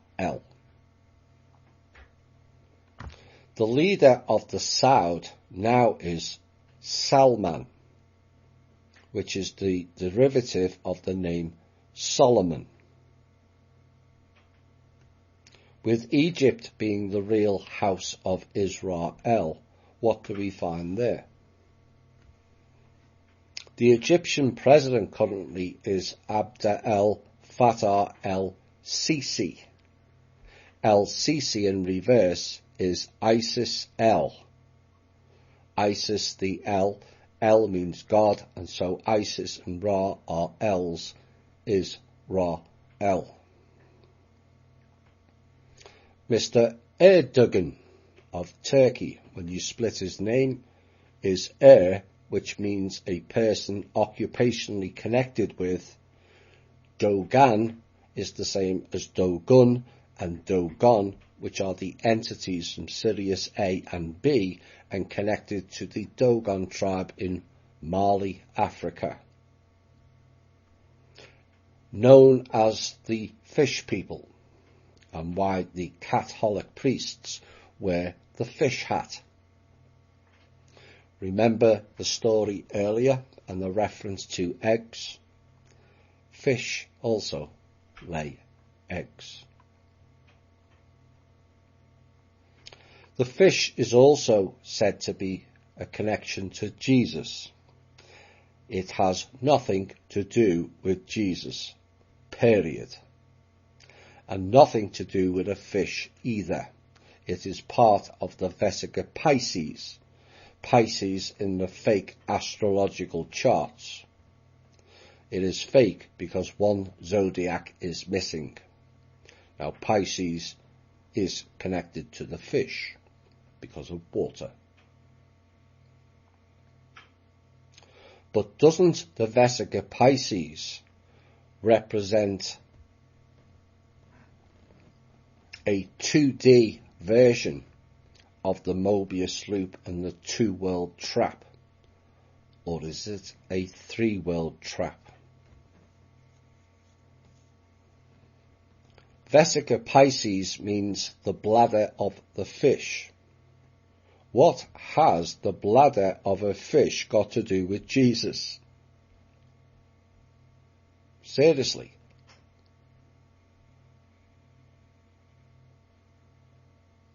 Now, science shows us that nature has to find balance in order for creation to flourish. And we see this in the subatomic particles of an atom. Male protons, positive charge, bind with the female electrons, negative charge, and they try to find equilibrium. When positive and negative charges of an atom find a balance, a perfect creation is formed. When they cannot find equilibrium, the female electron will look for another proton. If the atom cannot find equilibrium, the neutron kicks in and it neutralizes it. But only if there is more or less of a balance of electrons and protons. If there are more than one than the other, an imperfect creation forms. And the Vesica Pisces is the shape in the center of the two interlocking circles.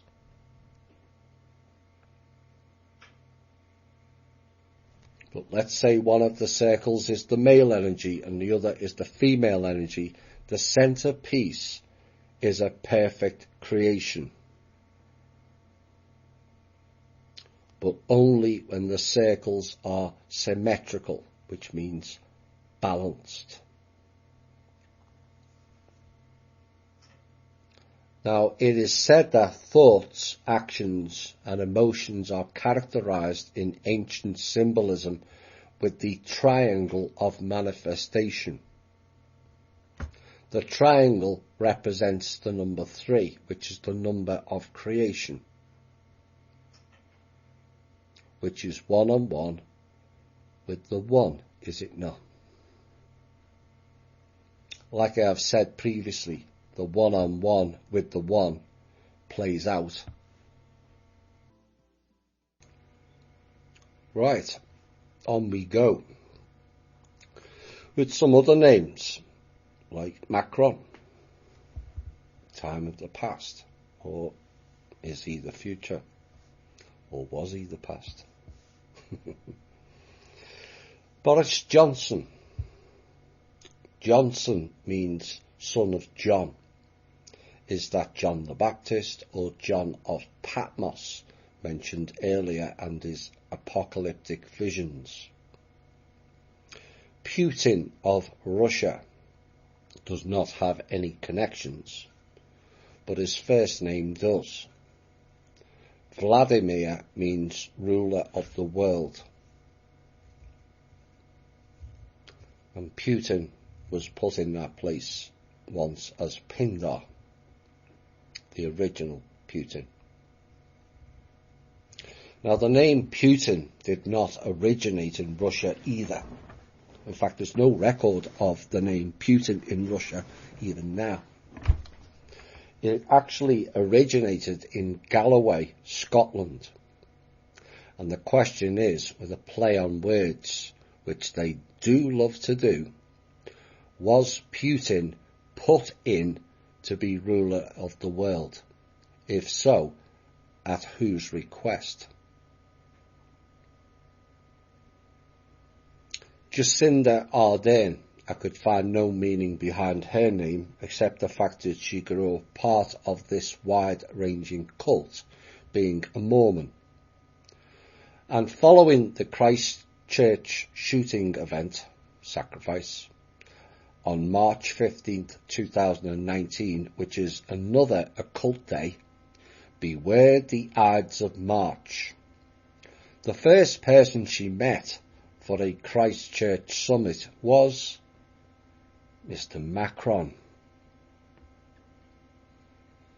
And on May 15th, 2009, Ardern and the French President Emmanuel Macron co-chaired the Christchurch Calls Summit, which aimed at bringing together countries and tech companies in an attempt to bring to an end the ability to use social media to organise and promote terrorism and violent extremism. Pull the other one, it's got balls on. That's the seducement, was to end terrorism and violent extremism. The reality was to increase the power of the tech company giants and rule over us with their AI God creation tools. May 2019. Bring together countries and tech companies. You see how they play? Now, she, on September the 23rd, 2019, at a United Nations summit in New York, Ardern had her first formal meeting with Donald Trump, and she reported that the US President showed a large interest in New Zealand's gun buyback scheme, which involves taking the guns off the general public. And Trump was interested in that. The Ides of March also came out of Rome, and you had to settle debts on that day or suffer the consequences. It also happens to be the day that Julius Caesar was assassinated. And on the 4th anniversary of Caesar's death in 40 again, BC, after achieving a victory at the siege of Perugia, Octavian executed 300 senators and Equids, who had fought against him under Lucius Antonius, who was the brother of Mark Antony. Now, the executions are one of a series of actions taken by Octavian to avenge Caesar's death. Of course, Octavia was prominent in the 100 series, and she had a large desire to kill people at times. Suetonius and the historian Cassius Dio, rest in peace Ronnie, characterised the slaughter as a religious sacrifice, noting that it had occurred on the Ides of March at the new altar to the deified Julius. The altar. The moniker of JC is not related to Jesus Christ, but Julius Caesar. Angela Merkel is next. Merkel means sea cover or conceal. What is she concealing, or is she sealing the con? Now, given the history of the two countries, this level of awards from one particular country should be called into question as to what is really going on in Germany. Merkel was awarded in Israel the recipient of the President's Medal. Then in 2007, Merkel was awarded an honorary doctorate from the Hebrew University of Jerusalem. In March 2008, she received the B'nai B'rith Europe Award of Merit. On the 21st of September 2010, the Leo Baruch Institute, a research institution in New York City devoted to the history of German-speaking Jewry, awarded Merkel the Leo Baruch or Beck Medal. Now, the medal was presented by former US Secretary of Treasury and the current director of the Jewish Museum, Berlin, W. Michael Blumenthal, who cited Merkel's support of Jewish cultural life and the integration of minorities in Germany.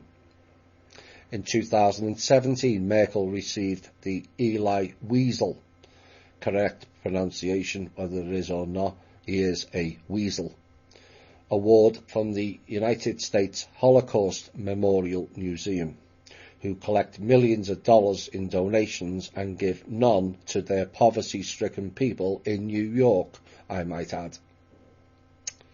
In 2020, Merkel received the Henry Kissinger Award, another of the Born II Brigade, from the American Academy in Berlin. Kamala Harris. Kamala is another name of a well-known Hindu goddess, who is probably better known as Lakshmi. Her middle name is Devi. In Hinduism, a Devi is a mother goddess having various roles and manifestations, especially as Durga, Shiva, Lakshmi, which is Vishnu, and Sarasvati, which is Brahma, the female counterparts to the male gods of the Trimurti. Now remember, in the From Russia with Love series, these male gods of Hindu all returned in avatars as females. Oh my. Some of them resembled, of course, being born in the downflow of nuclear fallout and had more arms than the DoD. I digress. President Z, which is 11, and said to be a master number and another of the occult numerical figures. During the first millennium BC, The Babylonians worshipped a deity under the title Bel, meaning Lord, who was a synchronization of Marduk, Enlil and the dying god Dumuzid. Now Bel held all the occultic or cultic titles of Enlil, and his status in the Babylonian religion was largely the same. Eventually Bel came to be seen as the god of order and destiny, or perhaps just a bell end if you ask me. Now the cult of Bel is a major component of the Jewish story of Bel and the dragon, from the apocryphal additions to Daniel.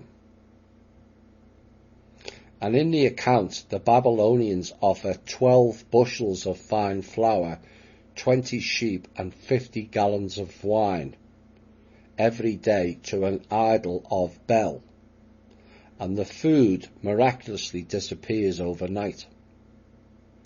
The Persian king Cyrus the Great tells the Jewish wise man Daniel that the idol is clearly alive because it eats the food that is offered to it. That idol was Marduk. The Jewish prophet Daniel spoke to Macron and Cyrus.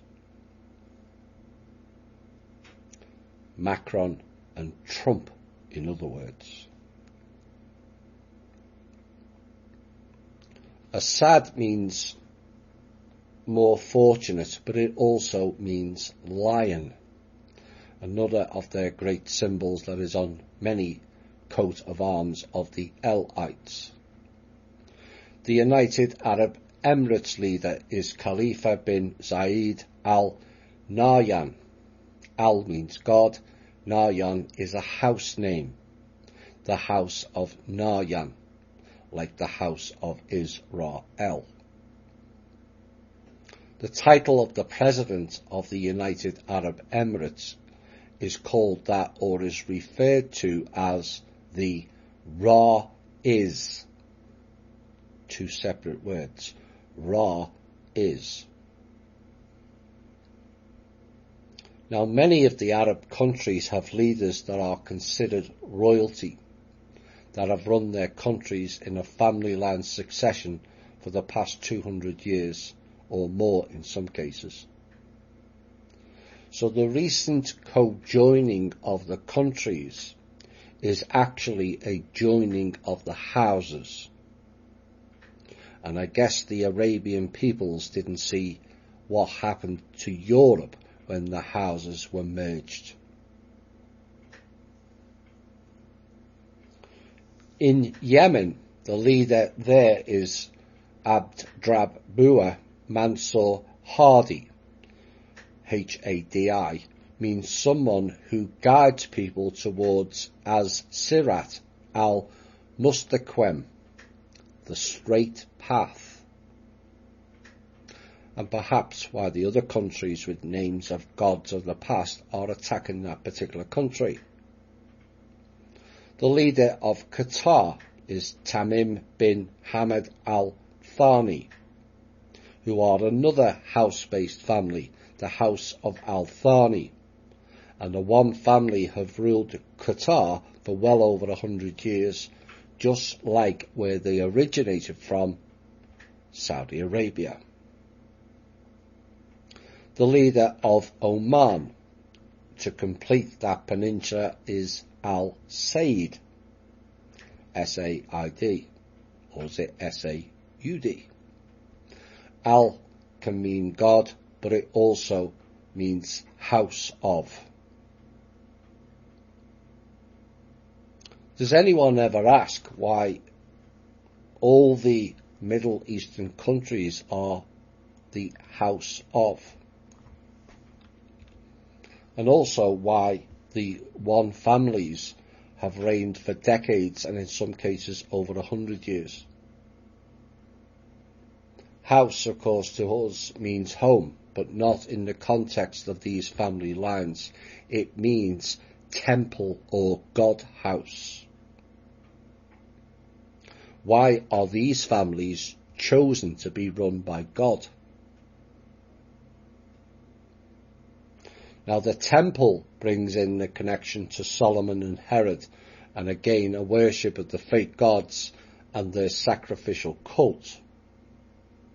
Every street, place or building name with the word temple in it is in relation to not only Freemasonry but this Egyptian Ra-based cult.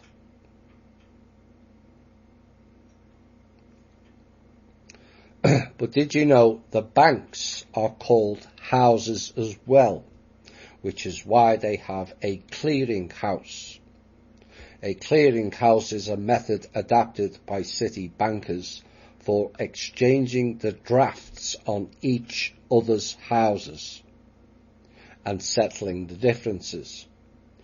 Thus, at a stated hour in the afternoon, a clerk from each attends the clearing house, where he brings all the drafts on the other bankers, which have been paid into his house during the course of the day.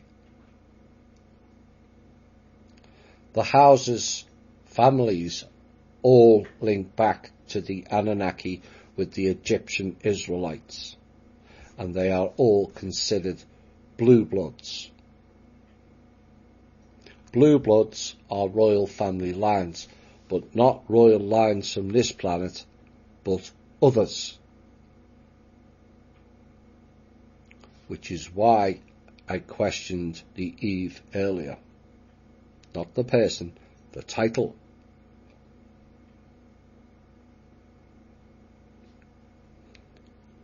And these blue bloods are the royal descendants of the Draco lineage, as are most mentioned in the Bible, which is their history, not ours. The name Bethlehem is formed from Lamu and Lahamu, whose parents were Abzu and Tiamat. Tiamat was one of the dragon lineage. Draco means dragon, but there are Alpha Draconis and Hydra Draconis. The latter is more in line of the so-called mythical fiery dragon lore here.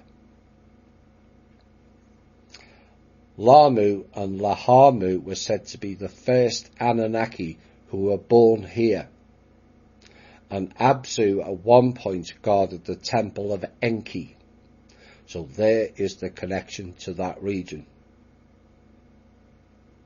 The Middle East was the home to the royal bloodlines of another species, and this is why there is always war playing out in that region.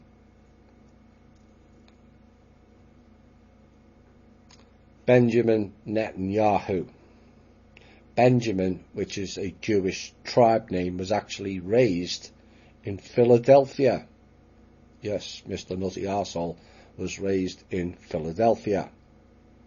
But his real name is not Netanyahu either. It is Malachowski, another of the Russian Jews, just like Roman Abramovich. And there's also links to Mr. Putin being Jewish also, which is tentative at this point. Now the name Netanyahu, which is not his real name, means God has given, gift from God.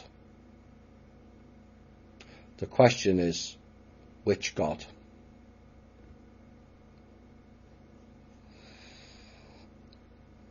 In Roman mythology and religion, Quirinus is an early god of the Roman state. In Augustus' Rome, Quirinus was also an epithet of Janus, as Janus Quirinus.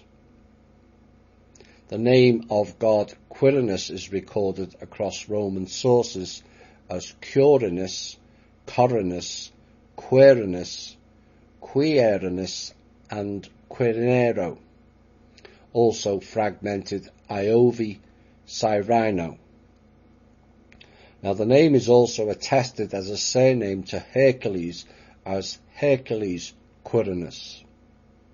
The name Quirinius probably stems from the Latin quirus, and the name of Roman citizens in their peacetime function. In earlier Roman art, Quirinius was portrayed as a bearded man with religious and military clothing. However, he was almost never depicted in later Roman art. Quirinius was often associated with the myrtle, and his main festival was Quirinalia, which was held on February 17th. Now this was a festival known as a circus, replete with clowns. The origin of circus?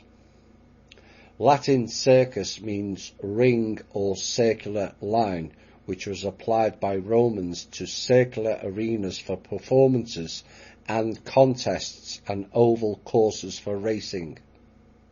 Circus then became known as the travelling entertainment and bore the performing artists and the clowns. The word cirque means circus. The famous show Cirque du Soleil means circus of the sun, which is likely a celebration of Quirinius and or Ra. The priests of Quirinius, the Flamen Quirinalis, was one of the three patrician Flamines Mayors, major Flamens, who had precedence over the Pontifex Maximus. Quirinius most likely was originally a Sabine war god.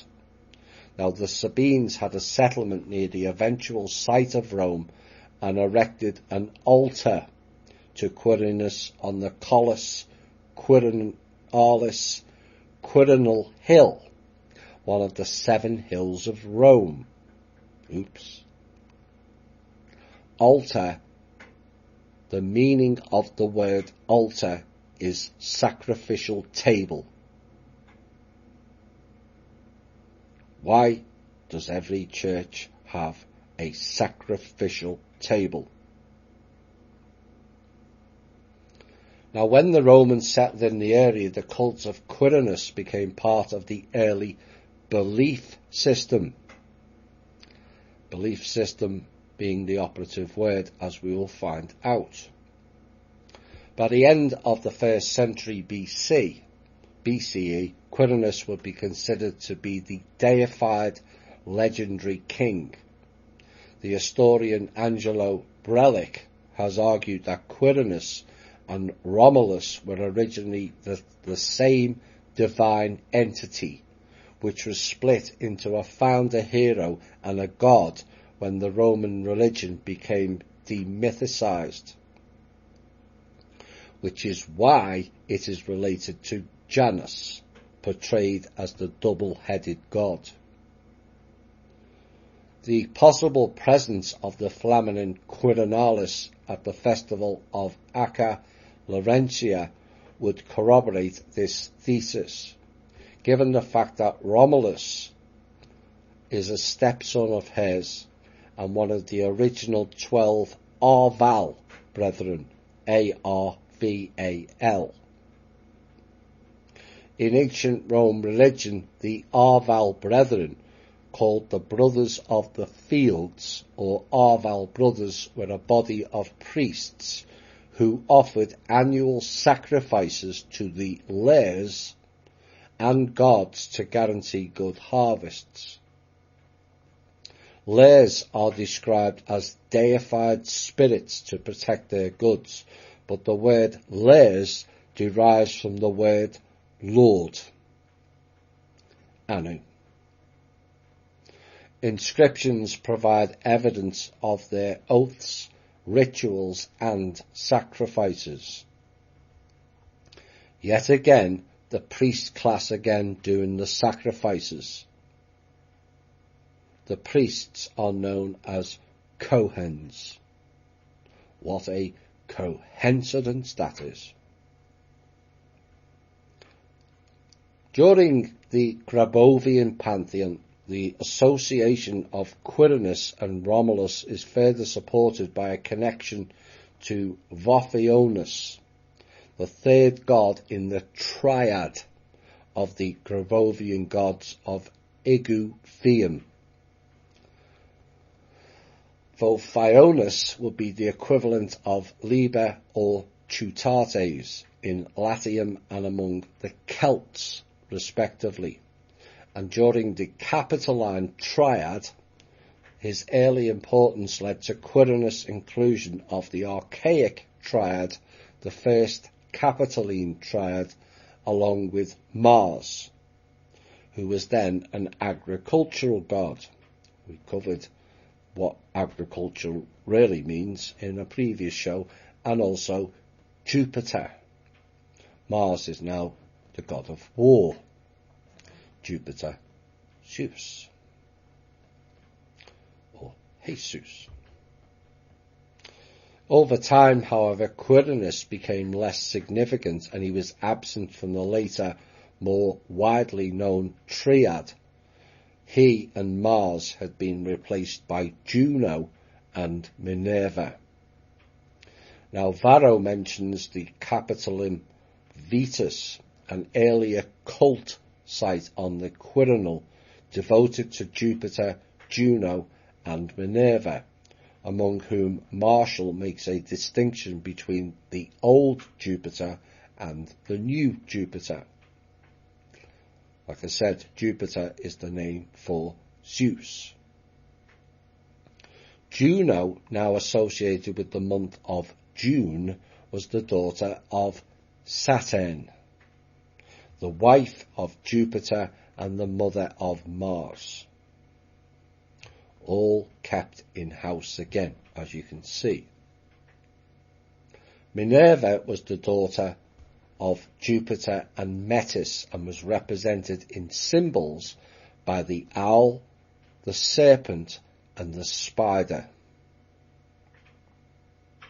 The owl and serpent are more obvious connections to the occult groups, but most will not be aware of the spider race here. And you wonder why so many are frightened of spiders and snakes. Inherent DNA coding is why. Now, Minerva is often associated with Athena and turned Medusa in a head of serpents, remember. Has Medusa returned and stationed in America as Med USA?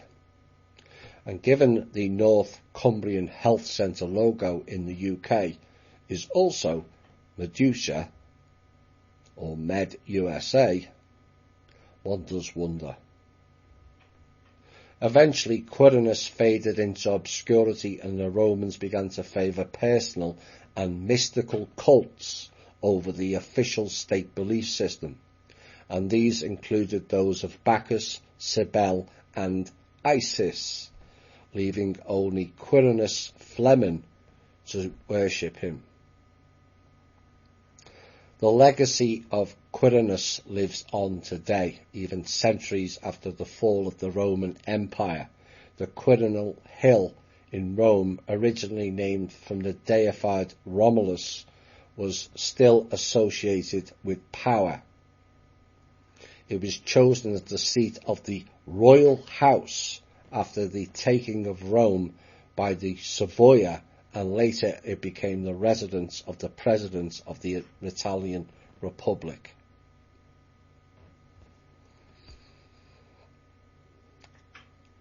Trumpery, mid-15th century, meant deceit and trickery, meaning showy but worthless finery, is first recorded in the 1600s.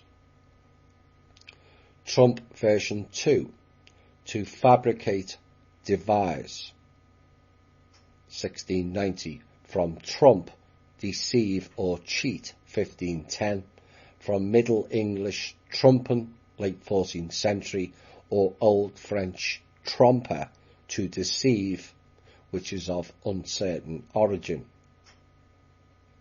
Apparently from se tromper, de means to mock, from Old French tromper, to blow a trumpet. Was the modern trump someone to be a showy but worthless finery to deceive, cheat and mock the public? Given the titles he was offered, and according to the trustees a member of the Black Sun, coincidentally the Huguenots' emblem is a black sun symbol. Now in the book of Revelation, 7 trumpets are sounded, one at a time, to cue apocalyptic events seen by John of Patmos in his visions in Revelation 1.1. The 7 trumpets are sounded by 7 angels, or angles, and the events that follow are described in detail from Revelation chapters 8 through 11. And according to Revelation 8, 1 and 2, the angels sounded these trumpets after the breaking of the 7th seal, which we were informed happened last year. These seals secured the apocalyptic document held in the right hand of him who sits on the throne. Now the trumpets are referred to in Koine Greek as salpingos, salpinx, and this was a straight, narrow bronze tube with a mouthpiece of bone and a bell, and so they do not resemble modern trumpets. Now the final 3 trumpets are sometimes called the woe trumpets. But is it trumpets or trump-ets? Remember last year and the event of Trump being sick, allegedly from COVID, and how he had to pull away from his role. What are the odds of him being missing for 3 days and returning?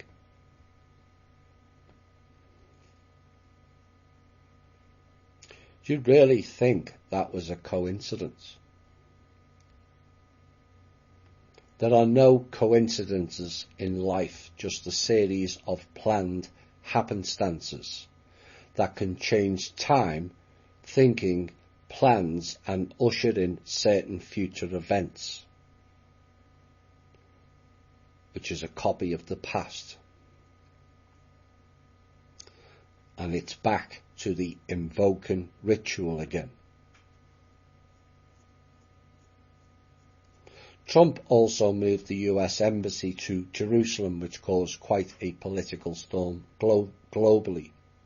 He then took part in stealing more land, this time the Golan Heights from Syria, and they renamed it the Trump Heights in honour of Mr. Trump.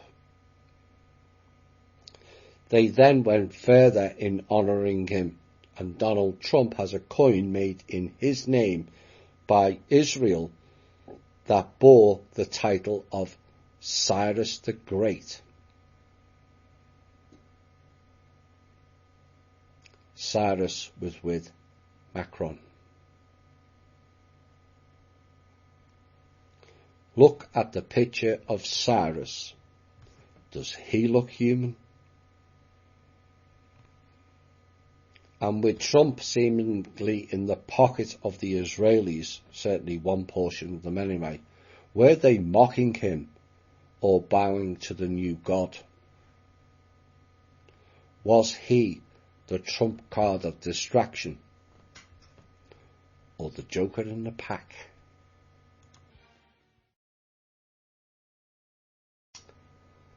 Final piece tonight.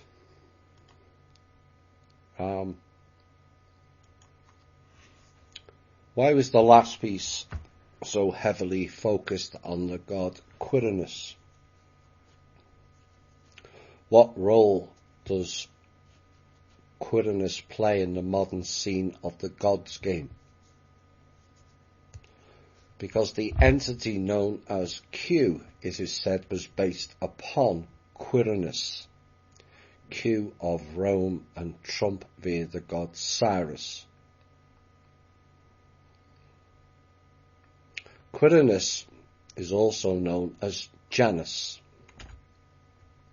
the double-headed Roman god, which could be seen as two-faced, or in more modern terms as a double agent,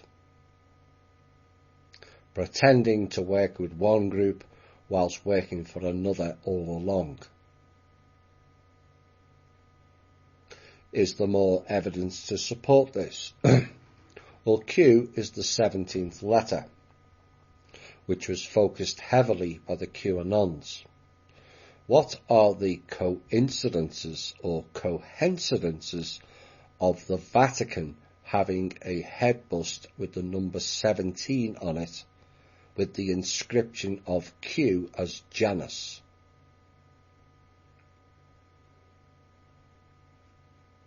Or is it pronounced Janus?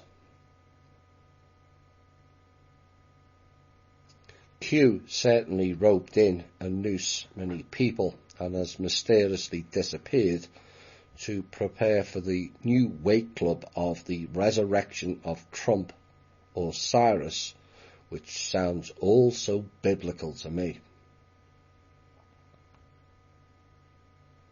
So have the gods returned, or are the elite playing movie scenes again like a loop? That is for you all to decide for yourselves. A fairly compelling argument can be made that certainly appears they are up to something of replaying time and timelines, as there is so many connections of and to lead figures to the past. These gods of multiple names and timelines repeat his story in a grand loop, and much of what plays out on this planet so far is so far removed from reality, it's barely believable. The idea that wars on this planet is a kind of simulation game of the gods would be discredited by most. But what if it is true that the gods or factions are fighting over real estate, minerals and rights, and they use the people here to fight their wars for them, using not soldiers but soul dyers?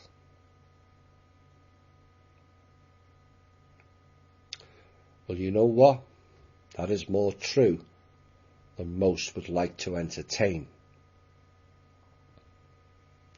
That is why they call the war arena a theatre. A theatre these elites create yet never take part in. How much simpler would life be if the ones pushing wars would be the only ones fighting in them? I guarantee wars would end overnight if that was the case. The whole elite and royals bandwagon is a bunch of weak and cowardly entities using the life force energy of the people who worship or honour them to suffer their fate in what is essentially a mass ritual sacrifice.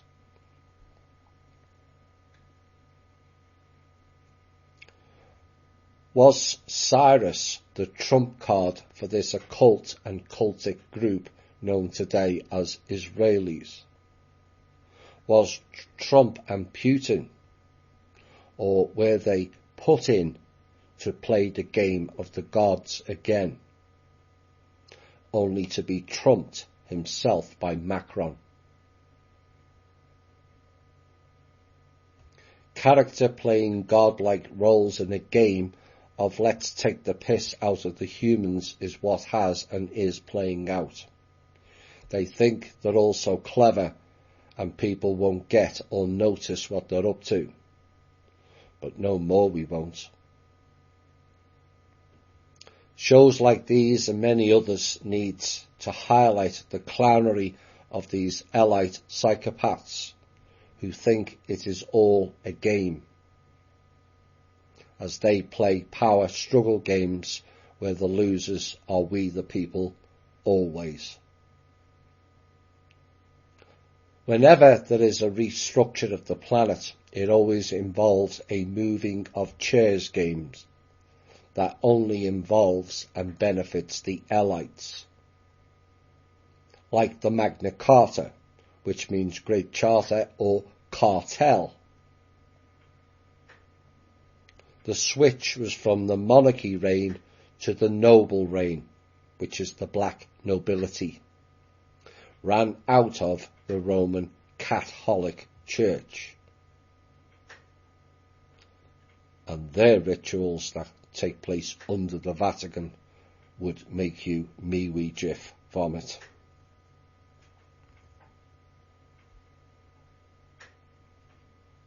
Like empires, they rise and fall, and none have remained in power forever.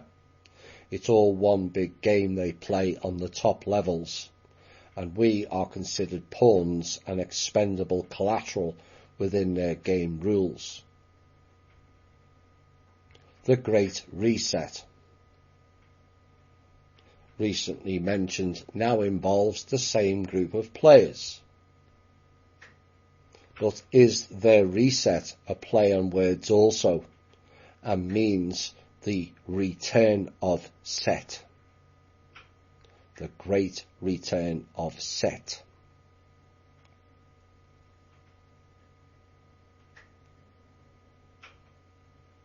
In the game of Set, we must be a match.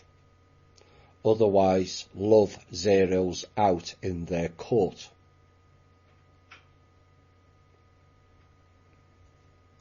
The greatest achievement of the elites, royals and fake gods have done is to keep the people in the dark, both literally and figuratively, playing one against the other in a massive divide and conquer game, getting the famous, who are all actually low-level puppets, to act just like them. In a game of self-serving, greed, shallowness that creates envy and harvests the energy of all those who follow them. The seducement of monetary or material gain to be like them is an all too powerful tool they use, and all too often that program works with admirable ease.